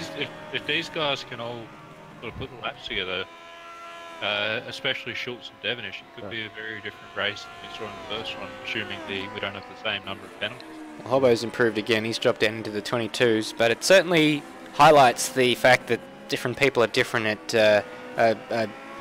stronger at different parts of the circuit. I mean, Sector 2, for example, is basically just a straight, so it's effectively how good you get off Turn 4. Yeah, it's an exit from Turn 4, really, isn't it? And sort of oh! Turn 5. I don't know if that was Coulston or I'm not sure who the other shell car is, but someone went off at turn 4 big and straight into the wall. I think it is Coulston because he's back in the pits now, Stairs. So Hobson going faster again. yeah, he's done a 30.8. Let's watch him because he's in a class of his own at the moment. Stenberg doesn't seem to be anywhere near what Hobson can do, and Hobson all out of control. It was a wild ride, and he's outbraked himself there. So I don't know if he's just overheated those tyres, but it just would not stop on the way down there. So he was 2/10 up, but he'll live to fight another day. I don't think this lap is going to be faster after that accident, after that mistake. And it was just a wild ride. Decided to crash. Oh, that's not ideal. Well, at least you've got 7 minutes to get back in before the race, or before the qualifying session finishes. Well, McMillan's now out on circuit here, guys, so he's just starting his first flying lap now. So he was not the one that charged through the field and finished second after stopping in reaction to everybody else not having gone past the pit exit when the safety car came out. But let's see if he can get up and split Hobson and Stenberg like he did in qualifying 1. He's got a bit of traffic up ahead of him, but he should be okay. The traffic electing to jump out of the way there. I think that was Coulston again. McMillan's not far off there, just 0.04 of a second. So McMillan turning it on in the first sector. Whether he can reply, well, it looks like Hobbo has improved on his time. Like he's on fire again, looking at the timing screens. But McMillan is on a pretty good lap at the moment. We wait to see, and he's up again, 0.5 through the second sector. Very quick out of the box.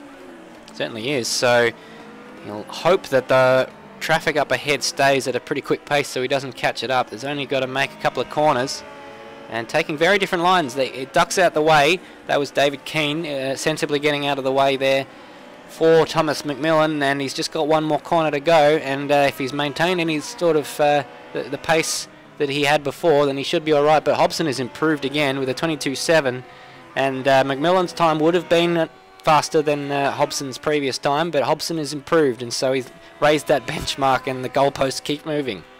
Yeah, he's done another 22.7, Hobson, and that's lowered his original qualifying mark from qualifying 1, so a new race weekend quickest lap from Brenton Hobson with 22.727. He's just come back out on new tyres as well, so it looks like he's going for one more final push just to really, just as he said, send it, I guess, in qualifying. Yeah, well, speaking of sending it, Hobson has got to have some work to do because McMillan set a purple sector 1. Yeah, he's up again, and if he continues to be up by that sort of time in each sector, then he will surpass that time. Stenberg doesn't seem to have been able to put a time together. He's 9/10 off, but we know he has the pace. He just hasn't. Someone going well off there. That's Will Devonish crashing at the S's, but thankfully for Thomas McMillan, he's not in his way. While that was happening, I missed the sector times. Yeah, so up by 10 second sector. There you go. So Brenton Hobson is not having it all his own way in this qualifying session. We thought it was going to be just him, because Kurt Stenberg just hasn't been able to put it together. But Thomas McMillan is answering the questions that Brenton Hobson is asking of the entire field, and he's going to come across the line. And if he hasn't lost any, it is a stunning lap. 0.3 of a second. Whoa! That is outstanding from McMillan. 2 awesome laps, and they were clean as a whistle. No slides, no skids, beautifully controlled. Boy, oh boy, where did that come from? Thomas McMillan is just all of a sudden, he is absolutely on fire. His last sector was a 32.1. A 32.1 last sector is where he absolutely pulled out 0.2 of a second like that. Well, if Brenton Hobson has anything left to give, now is the time. He's up again, McMillan. He's improved by 0.75 of a tenth on his first sector time. He's on fire. I don't know how long he can keep this up, but he is putting on an awesome display of qualifying driving at the moment. And Hobson's got all sorts of cars crashing in front of him, and he's up on the curbs there, and he's 0.2 down, so all of a sudden everything was going Brenton Hobson's way. Now it's all going McMillan's way. Oh, and McMillan's crashed! He's crashed it! Yeah, he was up by a tenth. He went too deep on the approach to turn 6, and he was up by a tenth and could not pull it up, but take nothing away from him. That's a stunning piece of driving for those 2 laps, and he's going again. Well, Hobson's not going to beat him on this lap, but he has at least, well, he's got probably 2 more opportunities if he's fueled for it. And he's driving his car very aggressively as well, Hobson. I was watching him come through turns 2 and 3, and he was just 2 wheels the whole way through. And not that fast. You know, if you're going up on 2 wheels for too long, he touches the grass a little bit there. I wonder if that'll hurt his top speed down this straight. Well, it's not a quick time. He's down by 0.4 of a second, so scrappy lap from Brenton Hobson. But he has another opportunity here. There's 2 minutes left in the session, so he'll have 2 more laps if he can. Well, potentially 3 more laps, including this one. But I would be surprised if he's actually fueled up that much. We've got people all over the infield on the grass there, so this is all distracting for Brenton Hobson. They're all getting out of the way, though, thankfully. He's up. Mid-pack forming as well. Stairs from about 4th right through till about 8th. They could all change hands in the next minute and a bit. Yes, indeed. Well, it was clean for the first sector for Brenton Hobson, and he found time, and it was faster than Thomas McMillan's first sector. So we watch with interest, and Thomas McMillan may well end up kicking himself. Oh, it's so close. 300ths of a second. He's up on his PB, but he's lost time to McMillan through that middle sector. So McMillan, as we saw in the race in race 1, so strong out of turn 4, and that's where all the time in sector 2 is. Yeah, Stenberg now trying his best to answer as well. He's trailing McMillan on track, and Stenberg's going to set himself at 22.9, so improves his time, but he's still got some. He's going to get another lap in here, and McMillan's just started another flyer, so his last opportunity to cement pole. Well, that is close. That is very close. Half a tenth. He's improved. He's found some time, but he needs just that little bit more. And he's got 6.5 tenths up on his PB. That's a hell of a lap, but he's still just not quite there. But knowing Hobson, he will find another 6.5 tenths. Well, this will probably be his last lap, and he's Stenberg's gone. He's just round at turn 4. Sorry, Stairs. Oh, so he's crashed. That ruins his any shot he's going to have at the front row. Oh, well, Hobson very close to. I think that was Brendan Ross. Yeah. And he's down by not by much. He can still recover this if he has an absolutely mighty second and third sector. But we saw that the second sector and the third sector was where he lost the time on the previous lap. So it's a mammoth task for Brenton Hobson. McMillan's nearly a tenth up over 2 sectors there, so he's found a little bit more time. So set for a 22.3 if he can hold it together. He's got clean track. So once again, Hobson off. Hobson off. An instant in front of him, and he was already a tenth down. And it looks that's like bad luck.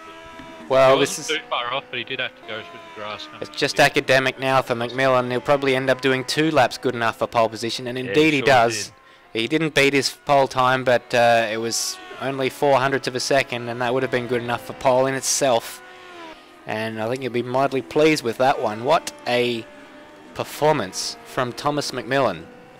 Hobson, after having a run through the grass through the S's, has actually managed to find. No, he hasn't. Sorry, it was just showing the result. Well, I'm just gonna go sit and hang my head in shame after that one. Well, don't go too far because we've got a race starting in not too long a time. We see Foley. I think he's just he's 7th. Currently, we saw him go up to 7th just in the final moments of that qualifying session. So Philip Boak, our race winner, backing up with a pretty decent starting position in 4th there. Matt Devine not as quick there, or not as highly placed as the first race. He actually has just lost out to Colin Warwick, who's slotted into 9th place and demoted Devine down into 10th place.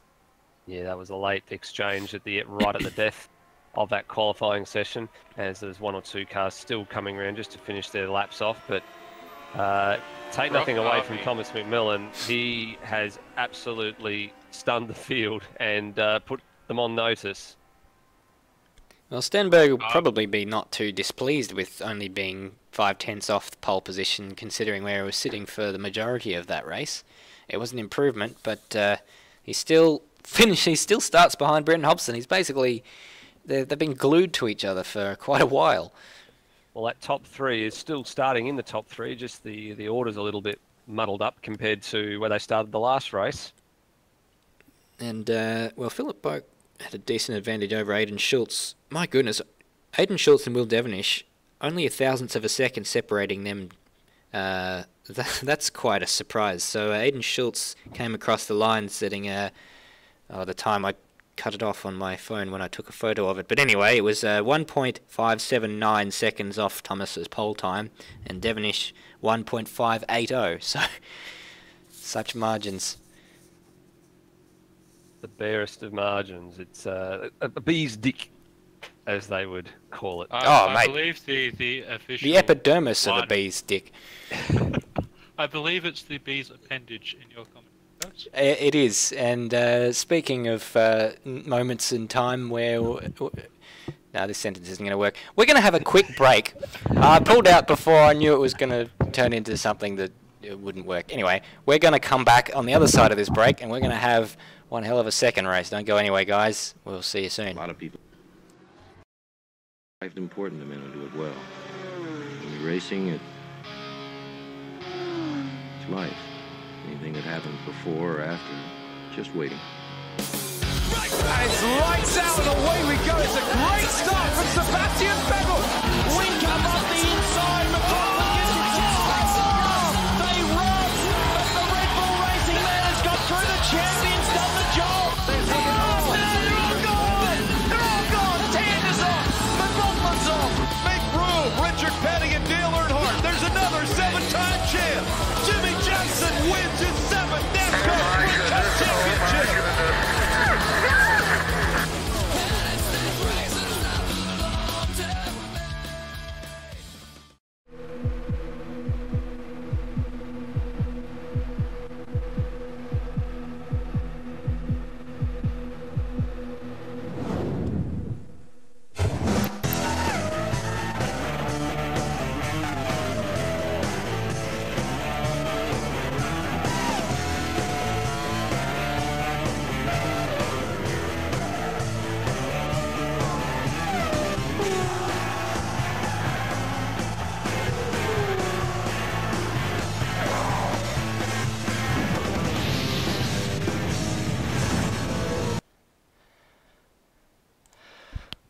Welcome back, everyone.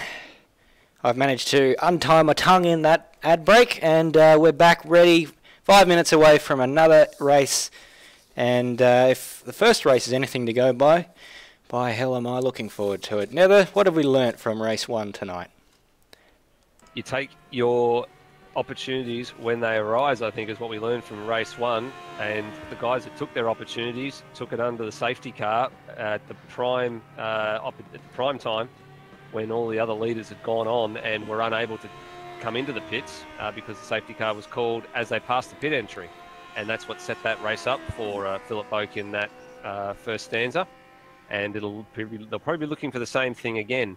And Colin Warwick kicked it all off by stopping first and putting it in the forefront of people's minds that they could get it over and done with as early as possible. That might come to them, and come to them it certainly did.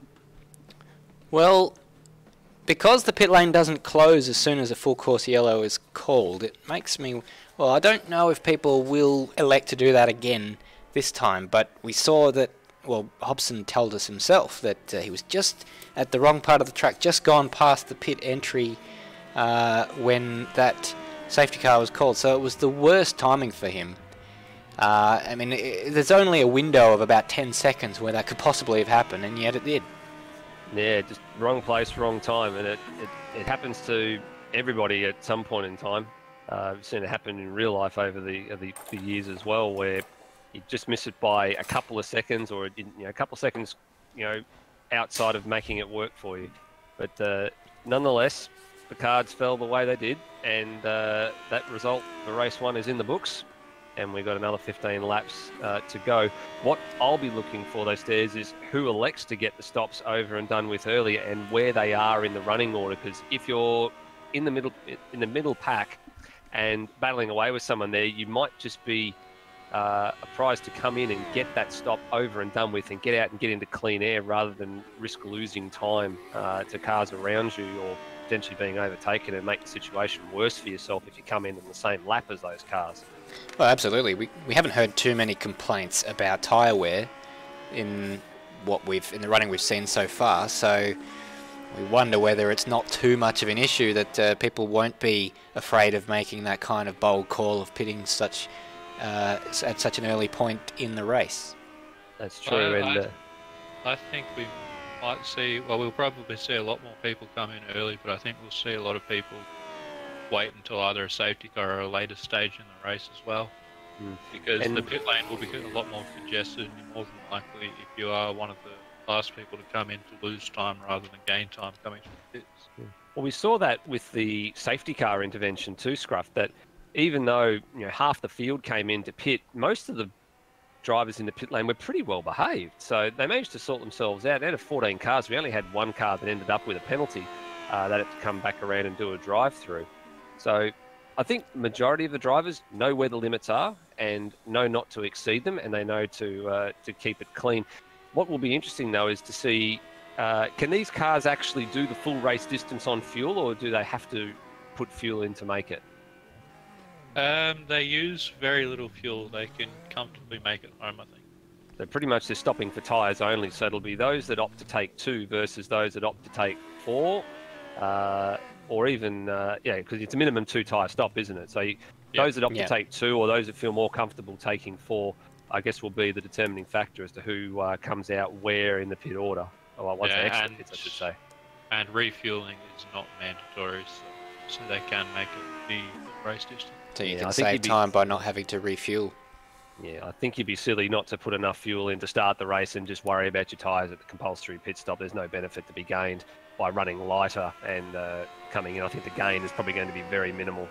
Well, I think the wisdom, the accepted wisdom among the field is that it's the right-hand side tyres that you change, since the left-hand side tyres barely touch the ground around here. Very, very hard on the right-hand side, but it's... I think, given some of the different... with the jumbled order in the pits, I don't think we can put down just to the fact that the pit lane speed limit was manually enforced, or it was something that people had to manually enforce themselves. I think some of that might have been down to tyres, and with all that happening at once, it was very confusing to get our head around what happened with everyone pitting at the exact same time and all the penalties. Yeah, that's right. And the penalties are a big talking point at the end of that race as to who got penalties and what they got them for. So they'll all be paying a little bit more attention this time around, especially to the restart order should we see another safety car. Yeah, and hopefully that stop-go thing with the restart order, the stop-go penalties for the restart was exceptionally bad luck for the guys who came unstuck as a result of that, which we were hearing from Hobbo was down to one person being out of position, and so it penalises everyone else. It's that's right. It's not a great system, and frankly, it's one of the bugbears we all have, I think, of Automobilista, is that, I mean, from my perspective, almost every bug of the game comes down to the safety car, short of, hard crashes and stuff like that. Yes, I would tend to agree with that statement. The safety car probably causes a few more problems than it should actually solve. But having said that, it certainly makes the racing interesting, although I would have loved to see Bretton Hobson come back through the field, given that where he was rejoining the race, and it would have been interesting to see, given the progress Thomas McMillan made, how much progress he made. Well, speaking of that, when Hobson was down in 20th, I was watching him for most of the remainder of the race from there as he came back up to finish 11th or 12th, and there's no real way you can see where he does have an advantage. It's just he's faster absolutely everywhere, and I'm so glad I'm actually the one watching him, not racing him for a change. There you go. Well, he even wants to be leading this warm-up lap, even though he's not the pole sitter. The pole sitter is Thomas McMillan. And Nether, do you want to take us through the field? Yeah, we'll go through the field. So Thomas McMillan, hard charger in race number 1, blistering pole lap for race 2. Starting alongside Bretton Hobson, also did a 22.4, but just marginally off the pole time. Kurt Stenberg, so he was also in the top 3, started on the pole for race number 1, but ultimately fell back through the field. He starts alongside race 1 winner, Philip Boak. Great result for him, and also great result for qualifying for race 2. Aidan Schultz starts 5th, familiar Styx livery. Will Devonish in the HRT Mobile Tribute livery starts alongside him in P6. Brenton Foley is 7th, also running a HRT spec livery. Scott Nolan, teammate to Brenton Hobson, starts 8th. Colin Warwick, just out of position on the track. He starts 9th, and he jumped Matt Devine late for P10. Devine in the Shell Tribute livery. David Keane, also out of position on the track, surrounded by a pair of was it the Peter Jackson cars there. He starts 11th. Dwayne Davies starting alongside Keno in 12th. Topher, the other of the Peter Jackson cars, starting 13th with Cracker in the Coca-Cola liveried 14 position place car.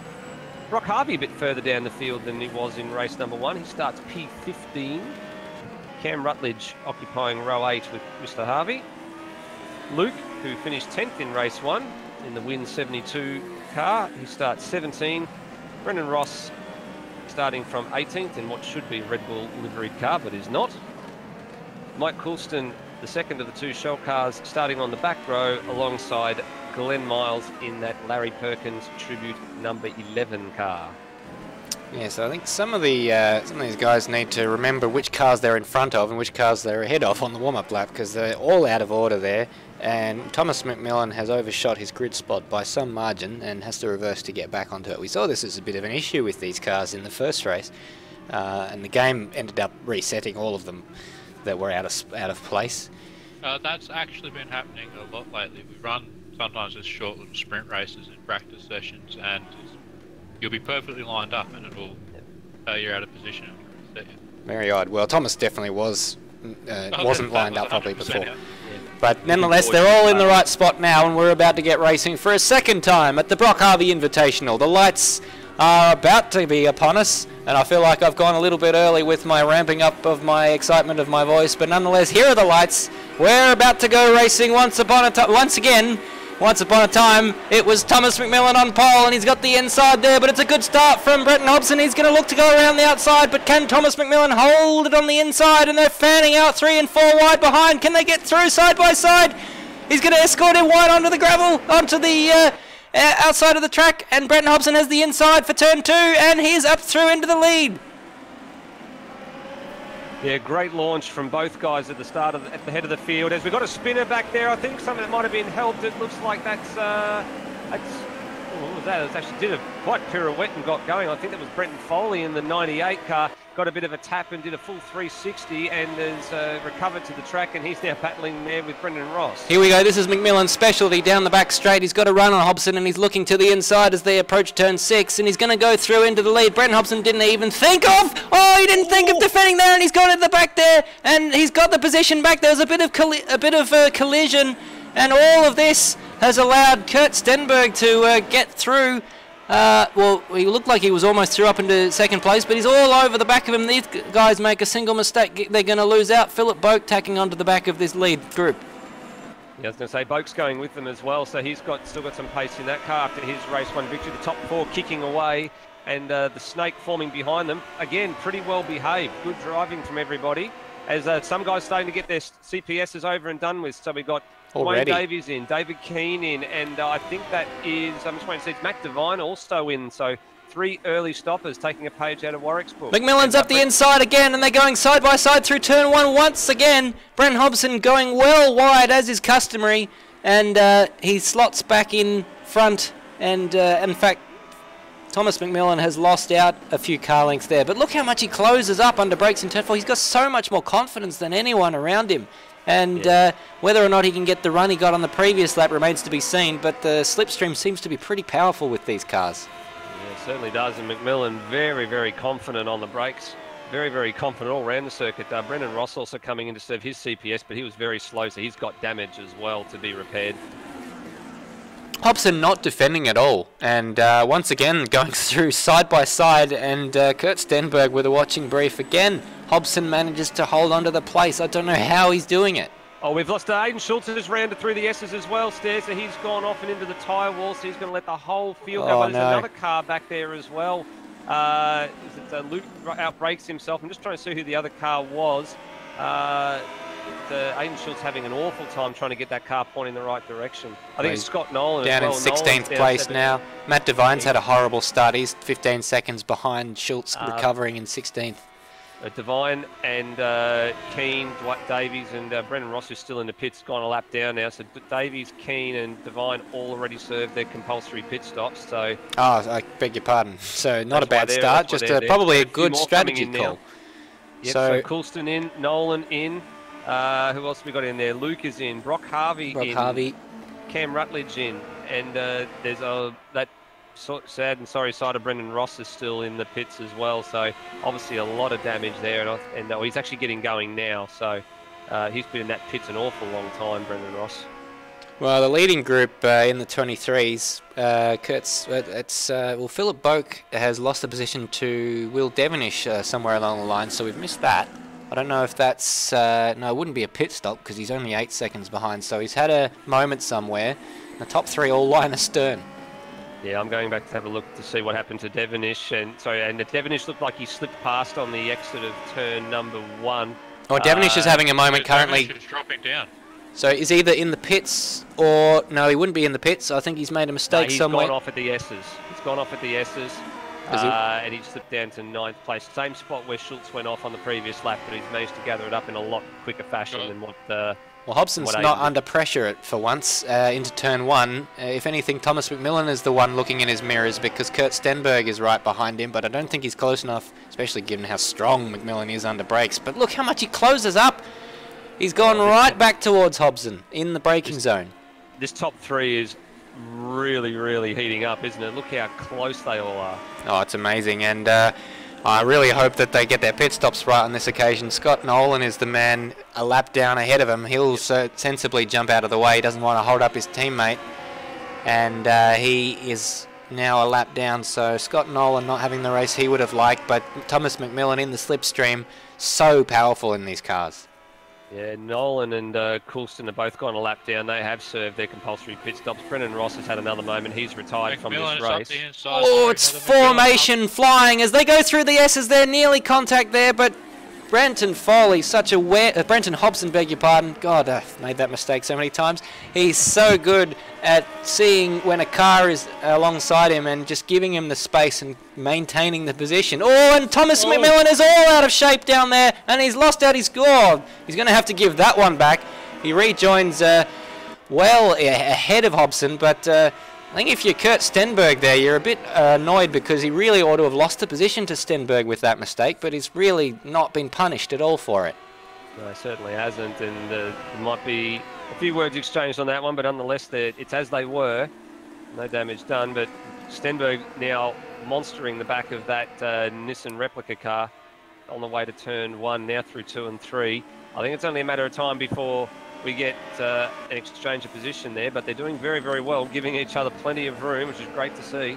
Yeah, it's that old thing of, you know, you didn't gain any advantage, but you failed to lose a position, which really, when you make a mistake like that, you ought to. But I guess he kept it, at least it's not asphalt runoff you're going through there, it is grass, so, and he did let off and let Hobson back through, which was the right thing to do. But Hobson... I hadn't realised how powerful the slipstream is down that straight. McMillan did catch up by about 3/4 of a tenth. Oh, and Stenberg's all out of shape. Sorry to cut across you there. All out of shape down into turn 9 there, and nearly went into the back of McMillan. I was just going to say, it's quite a significant amount to catch up when you're already 3/4 of a second behind the person who you're trying to get the toe off. So it is obviously quite powerful. No, I guess it's... Given the small size of these cars, it basically is just a way of scaling up the size of the circuit. It's, you know, it's about twice as wide and the straights are about twice as long. That's a rather nice analogy, the way to put it, isn't it? And the points don't matter. Someone had to say it, Nether. I'm sorry. Yes, it's going to say, as we were saying. We're waiting for you. Points. You were waiting for me on this one, but it's the old Drew Carey from Whose Line Is It Anyway. We want them points, but in this case, the points don't matter. Exactly. But, I saw a window, I took it. Well, if there were points that didn't matter, who would be leading this one? I don't really think I have my maths brain on me right now, given... Well, it'd be Philip Folk, but he's had a little bit of a scruffy lap. He's dropped down the order back to 6th now. McMillan would be up there too. McMillan would be right up there as well. So speaking of, Yeah. He's having a look to the outside now. He's trying to drive around Hobson on the grass there, but Hobson has gone defensive on this occasion. So McMillan's going to have his go around, have his attempt at going around the outside. But Hobson's wise to it. He goes well deep into that corner there, and I think he's getting stronger as this race goes on. You had the feeling, given that qualifying session, that if McMillan got past, that he would clear off. But I don't know. I think Hobson may well be able to live with him if McMillan does make the position. But he did say he was going to send it. So far, he's definitely a man of his word on that. So Well, he's been busy returning it, because he's had McMillan sending it all over the bloody place. Here we go. And he's the opportunity here. Well, can he get it stopped? Because we've seen them side by side into turn 1 before. Is it going to receive the parcel, or is he going to return to sender? Well, they're side by side. There's a little bit of contact there. Has he got it done? Hobson still has the inside coming into turn 2. He's going to hold onto the position. He's so strong out of there, and it is returned to sender. I got a funny feeling he may have let out of the throttle there a bit, Thomas McMillan. He did give him a bit of a tap and escorted him wide. It looked like a good pass from the angle I was watching at, but I got a funny feeling he might have given that pass back. Now, Stairs, this is going to be very, very interesting. Out of this lead trio, who blinks first when it comes to pit stops? Well, if you're Thomas McMillan and you feel like you've got more pace, you might as well try and do it first. Or if, well, actually, you've got the luxury of, if you see Hobbo go in, you can go one more lap and see if you can extend that advantage in while Hobbo's coming out with a new set of tyres, trying to get him back up to temperature.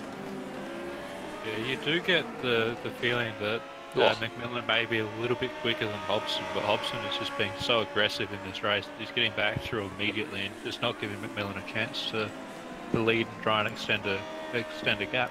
Don't write off Kurt Stenberg either. He's right there. Well, he's there to take any advantage that could possibly come his way, because he's so close to them, and if they take each other off, then he could be up to the lead in a flash. We've had about half the field so far complete their compulsory pit stop as well, Stairs. So some of the as Glenn Miles gets a penalty for pit lane speeding, he's just come out of serving his compulsory pit stop. But a number of the guys have probably been sitting there waiting for a safety car to come out to take advantage of it, and it hasn't come out. We're now at the half-distance race. They're going to have to bite the bullet sooner or later. Absolutely. We've still got 19 runners as well, so it's been well, both races actually have been quite clean in terms of retirements, but there's just a few more incidents going on in the first one. Well, they seem to be pretty durable, these cars. They can take a bit of a hit. Harvey's off at Dandenong Road, sorry, Stairs. Harvey's gone way deep at turn 9. He gave the wall a bit of a rub, so he's moved up the order a little bit in terms of where he started, but he's having a bit of a lonely old race back there at the moment. Yeah, it's not going to be the good result we saw him have in the first race for his pet event, the Brock Harvey Invitational. Very close between McMillan and Hobson. Yeah, sorry to cut across you. It's just right on Hobson's bump. These guys have been barely separated by... it reminds me of a breakaway pack in a cycling race. They're sitting there basically in each other's slipstreams. Well, and Hobson's in. And so is Stenberg. And Stenberg. Well, this is interesting. Now we watch Thomas McMillan and we watch Hobson and Stenberg, and if we can go on board and... oh no, we don't have a speedo there, so that's not ideal. Maybe someone else can watch the speed there just to make sure that they're behaving themselves. Hobson's sitting right on 39. Well, there's a skill to that one. He nudged 40 for about a quarter of a second. And McMillan has had traffic on this lap, crucially. And he's had to get past Devonish. Devonish has already served his compulsory pit stop. Devonish got out of the way in the main straight. Getting out ahead of Hobson. They're side by side coming out of the pits here, these two. Stenberg has had a much shorter stop than Hobson. Interesting. So Stenberg with, well, an opportunistic pit stop pass, and they've come out behind Aiden Schultz, which will be good news for Thomas McMillan, who surely we'll be seeing in on the very next lap. But Hobson's having a look down the inside at turn 1. Stenberg's going to lose that position almost instantly, but if he can hang it around the outside, he'll have the inside for turn 2. Looks like he's going Hobson doesn't want to give it to him, but he's going to have to, and Stenberg has, well, these two are their own worst enemies now, because while they're busy fighting, Thomas McMillan has got clear track, and he's coming around to... we'll see if he comes into the pit lane this time around. Yeah, got my eye on it, and he's coming in. No, yes, he is. Yes, he is. Which is the sensible choice. He got a bit fortunate with the traffic getting out of the way on both occasions, but he did lose a little bit of time once those guys who stopped ahead of him had come in. So I have a funny feeling he's going to lose out here. Oh, Hobson and they're all out of control down the S's there. And how they didn't both come out of that facing backwards, I don't know. But Hobson has got the position there on Kurt Stenberg. So now the only question we need answered is whether or not they're going to come out. McMillan's on the move. He's in the lane. Well, they're coming around the last few corners now, so I have a feeling that Millen's going to have quite an advantage now as they... Getting up to the acceleration point now, so he's exiting the pits right now, so he's just going to come out ahead. I thought he was going to actually be rounded up because he lost a little bit, a few tenths of a second late, but he's come out ahead of them here. So and he's got Schultz between them, who surely that must be because Schultz hasn't made his pit stop, but that is bad news for Brenton Hobson and Kurt Stenberg. Because they're fighting each other so hard, that has been the advantage that Thomas McMillan needed, so it couldn't have worked out better for Thomas McMillan. Yeah, he certainly got the benefit of the traffic getting out of the way for him as well, which was great, but as you said, Stairs, those guys decided to fight each other rather than get on with the job of making sure they stayed out ahead of McMillan, and they decided to fight between themselves. Well, Schultz has jumped out of the way, but he doesn't have to. That was for position, so he was there on track for position, probably hasn't pitted, so they're on different strategies, so that maybe goes some way to explaining why Schultz did that, but he wasn't obligated to do that. Schultz, I'd say, is just thinking about his own race and not wanting to lose time with these guys coming through, and just hopped out of the way on the straight, knowing that they would probably have the better exit, as these guys are just better than the rest of us. The less risky thing to do, it has to be said, given how closely fought that battle is. And well, we have to look at the timing screens now, because that advantage that Thomas McMillan has over Brenton Hobson is about 1.5 seconds at the moment. Brenton Hobson has the fastest lap of the race, which is a 21.9, so that's incredible. He's done a 21 in race trim. Yeah, he's got the eyes on Hobson, but Stenberg's going with him every step of the way as well.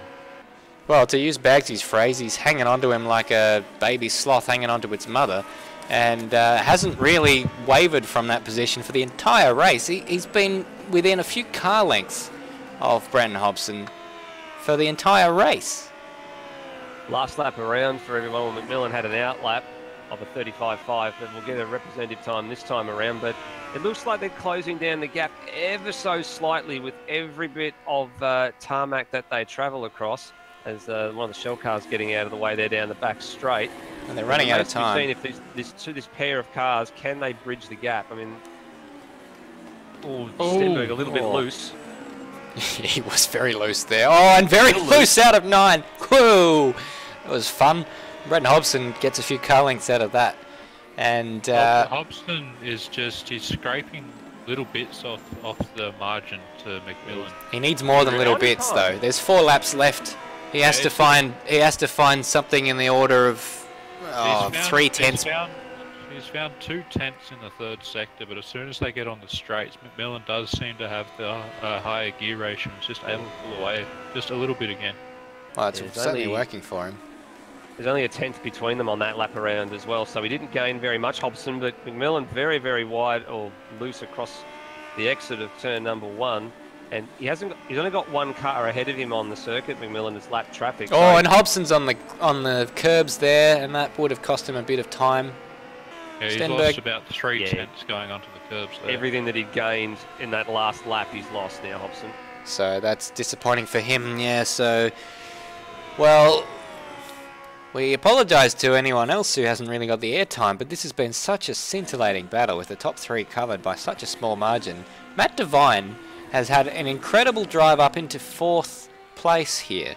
Well, we've had a crash ahead of the leaders here. I'm not sure who it is. So hopefully that clears off before they get through. Yeah, they've got through fine. It may have just been a lock-up. I just saw a flash a bit of smoke. A lot of smoke. There've been it might have been a lock-up. Quite a few lap runners today, but it doesn't seem to have affected the racing, so it has to be said kudos to all the guys for getting out of the way. Well, I say quite a few. It's just been, I think, the same 2 guys again and again, actually. Looking at the timing screens, because Foley is still on the lead lap and he's in 16th place, so he's just gone a lap down to Thomas McMillan there, and gets very suitably out of the way, as we saw him do to Philip Boak in the first race. who's McMillan not had... got a big toe off him down the straight as well, so he's being cheeky but clever. Yeah, well, it's using the traffic to his advantage as my live timing dies. But Thomas McMillan there, he's got a 2-second advantage, so that gap is only growing. And Brenton Hobson's dealing a bit of a tow now from Brenton Foley. Probably wouldn't have minded if Brenton Foley stayed there for a little bit longer so he could get a bit more of a tow and don't give a tow to my rival. Well, he's... Sorry, yeah, Stenberg was looking to get a bit of a tow and Brenton Foley hit the brakes, and I don't think Stenberg was expecting that because he very nearly lost it trying to get out of the way. I was just going to say, McMillan has extended the gap on this lap by the tune of around 0.2 of a second, so it may be a case of Hobson and Stenberg fighting for second now. Well, I think you're right. He was catching quite a lot through the corners earlier, but now it does look like McMillan has got his head back in it after his stop. Yeah, it's been a masterful performance from him so far. There's just 2 laps remaining now, and I was touching before on Matt Devine. Unless he hasn't stopped, he's in a pretty good spot, I think. I don't think... he actually was one of the very first ones to stop on the compulsory pit stops. That has worked out beautifully. Look at the gap he has to Dwayne Davies in 5th place. That is just masterful for him. So that's where he qualified in race 1. He didn't quite qualify where he would have liked in the second race, but 4th place is pretty good from him. Take nothing away from him. Dwayne Davies in 5th. Topher, another consistent performance at the moment, 6th place. That's where he finished race 1 as well. Yeah, look at the amount of positions that Topher and Davies have moved up. The 2 Peter Jackson cars have both moved up 7 places. Matt Devine's moved up 6. Brock Harvey, I was looking down the field before, he's also moved up 7. He was up as high as 7th place at one stage, but he's settling for 8th now. He's actually battling with David Keane, so I don't know if the stop that Harvey's they're close.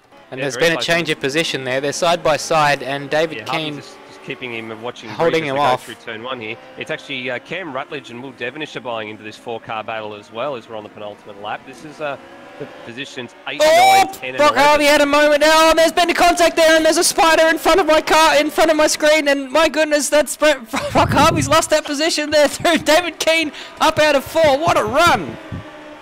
Yeah, Keane got a magnificent run at launch out of turn 4, and Harvey's he's going to be vulnerable here to Devonish and Rutledge behind. Oh, they're going too wide. They're getting the double toe here. Brock Harvey's going to get eaten up alive here by the field. Oh, while all that's been going on, Stenberg had a very messy final sector, and he's just got, it may have been servo lag, but it looked like he got very, very, very squirrely coming out of turn 3. Oh, and David Keane's gone onto the curbs there at 9. He's got... there's two wide. They're trying to... Who wants to go first? Will Devonish having a look, but Brenton Hobson... bloody hell. Brock Harvey is there as well.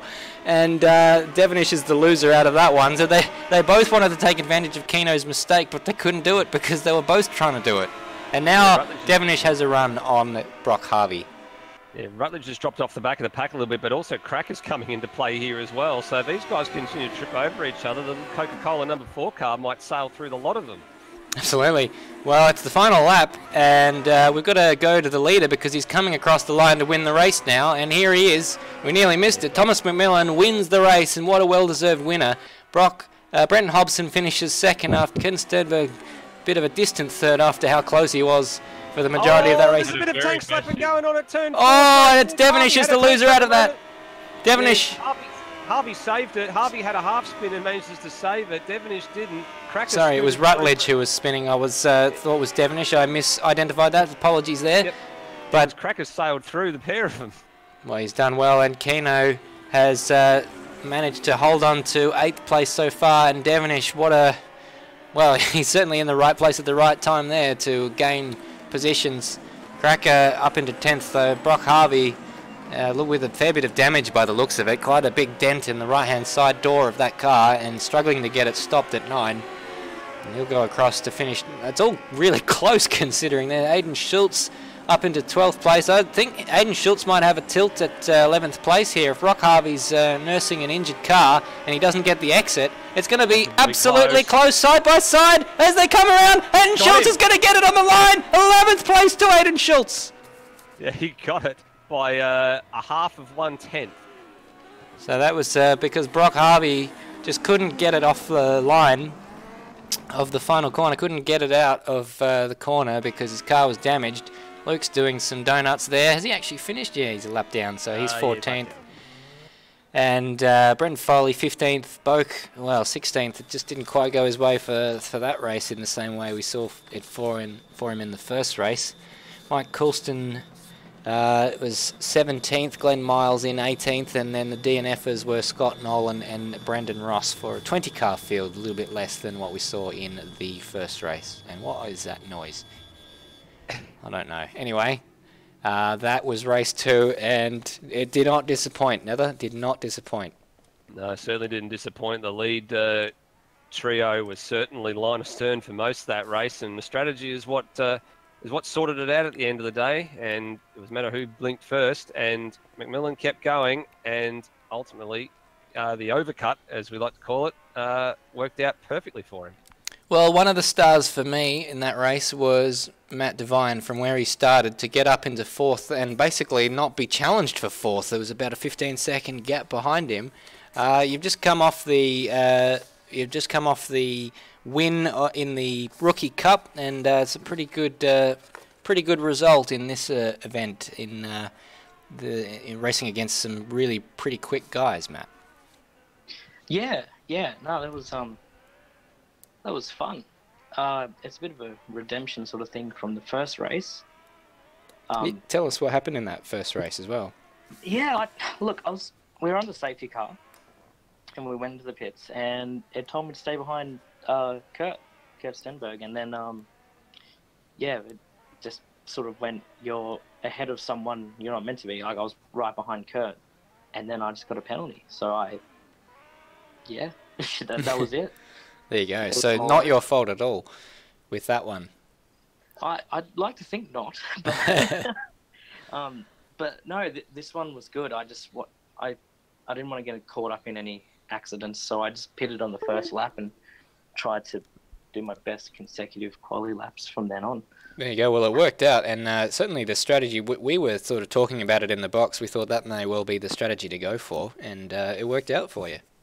Yeah, there was a few guys that came in behind me, but I'm not sure where they finished. I didn't really look behind me after that. I kind of just looked forward. But it's actually it's really cool to know that I'm sort of up there racing with a few of the Pro B and Pro A guys, which is really cool to know. Yeah, well, it's something we've seen. Some of the guys in the Rookie Cups. It's a good groomer for the Pro B races we've seen, because we've seen Foley come out of there, we've seen you come out of there and perform well, so well done. How were the tyres at the end of that race? Look, I think I dropped off my lap time about 2/10. So it wasn't that bad. I did a bit of a race run on practice to kind of get an idea of how bad the tyre deck was, and it wasn't that bad. I mean, I could feel it sort of coming at the end, but I think I got my fastest lap time 2 or 3 laps before the end. Well, there you go. So it certainly makes sense to pit early then. Yeah, but that says more about me not having a consistent fast time than about the tyres. Fair enough. Well, I think everyone was learning tonight. And thank you for joining us there. We've got Hobbo as well. So you were in that amazing battle for the lead that we saw rage on almost for the entire race. But tell us about that pit stop. I think it feels to us like you lost the time just fighting with Kurt in the lap where you came out, and we had and we had the other guy trying Thomas McMillan. Thank you. We had him going around quickly on his own, and that seems to be the difference between you, because you were all matching each other almost 10th for 10th for every other part of the race. Yeah, I'm not sure how much Kurt and I lost when we fought coming out of the pits there, but I don't know if that's what it was, or I actually lost time to Kurt in the stop itself. I'm not sure how that happened either, but I don't know if it's standard when you change two tyres for all 4 to get jacked up or not, but get all 4 of my tyres jacked up and just 2 of them weren't changed. So I don't know if that's where I lost some time, but that might be normal.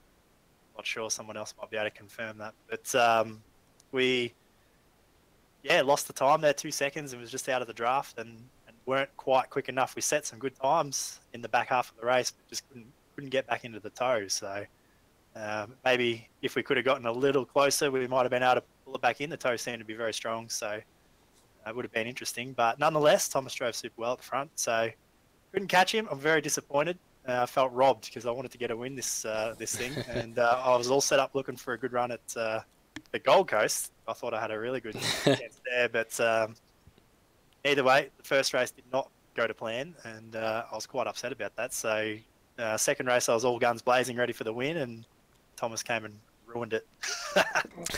Well, it was certainly entertaining viewing, and you got plenty of airtime for your very nice livery that we saw for this one-off event. So we hope it gets another run at some stage.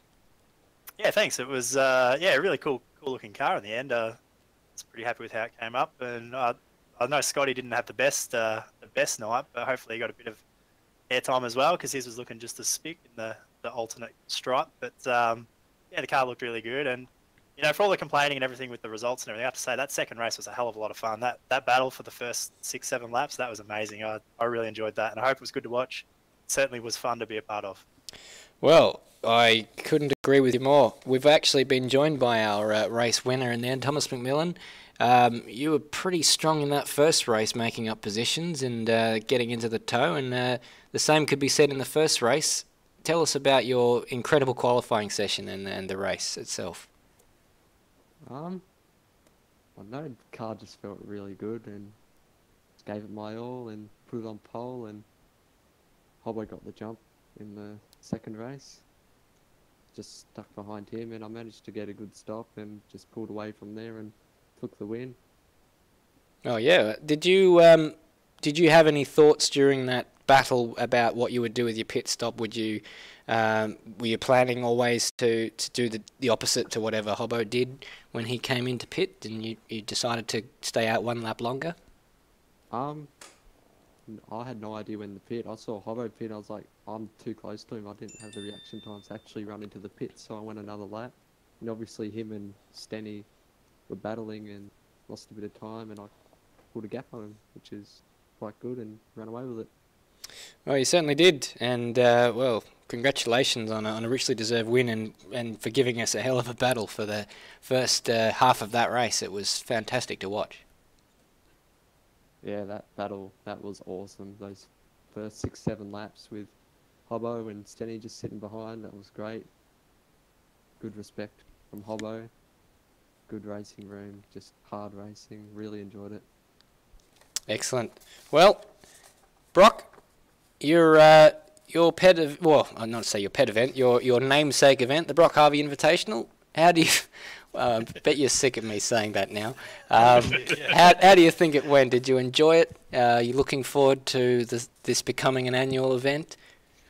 No, it was wicked. I don't know what happened in qualifying in race 2. For me, I was a second off my race 1 qualifying time, so I was way down the back, and then just tried to fight my way through and kind of killed the rear tyres a little bit. They weren't super worn, but I would have been worn the ones around me. But it was fun. I'm glad the guys enjoyed it because the Aussie racing cars are fun to drive, and I think you guys got some pretty good racing for Apex Rear Wing, as far as I know.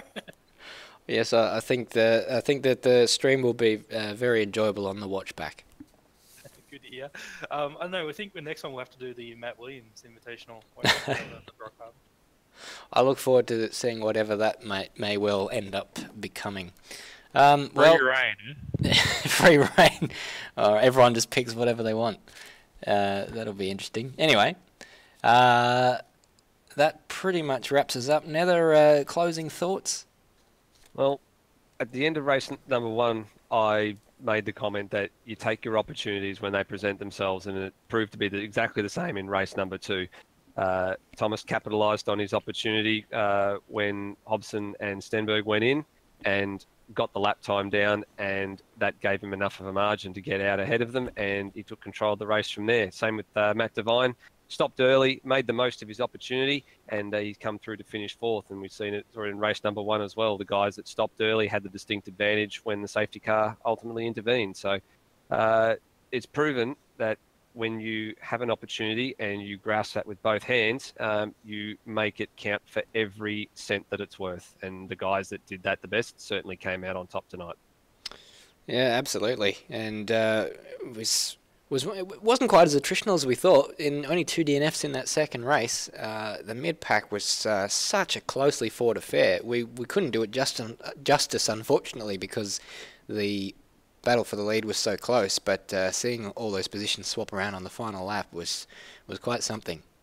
Yeah, it certainly was. We had some good battles all the way up and down the field. I mean, most of the time our eyes were fixated on the lead trio, especially in that second race. In the first race, it was around who was going to race through the pack and take control of it. And Thomas nearly did the job in race number 1 through Brenton and Kurt's misfortunes, where they ended up having to tour the pit lane a couple of times and got themselves in a little bit of trouble. But it certainly was there was no shortage of action tonight in both races. Absolutely. Well, the upcoming rounds that we have in the near future for the Automobilista Australia series, we've got well, on your screen it does say the Brock Harvey Invitational. That's not the that's now in the past by the tune of some 15 or 20 minutes. So and the circuit's wrong, obviously. So beg my pardon there. That's because I forgot to do something. But the second one on that, the AMS Oz Indy 500, coming up on Sunday, the 8th of July. That's going to be a full-distance Indy 500, and my goodness, that's going to be an event to call. So we're looking very much forward to streaming that one to you on Sunday. And then the GT3 series on the 15th of July coming at you from Laguna Seca. That's the final race of that particular championship, with 2 points separating Lewis Wedding and Brock Harvey.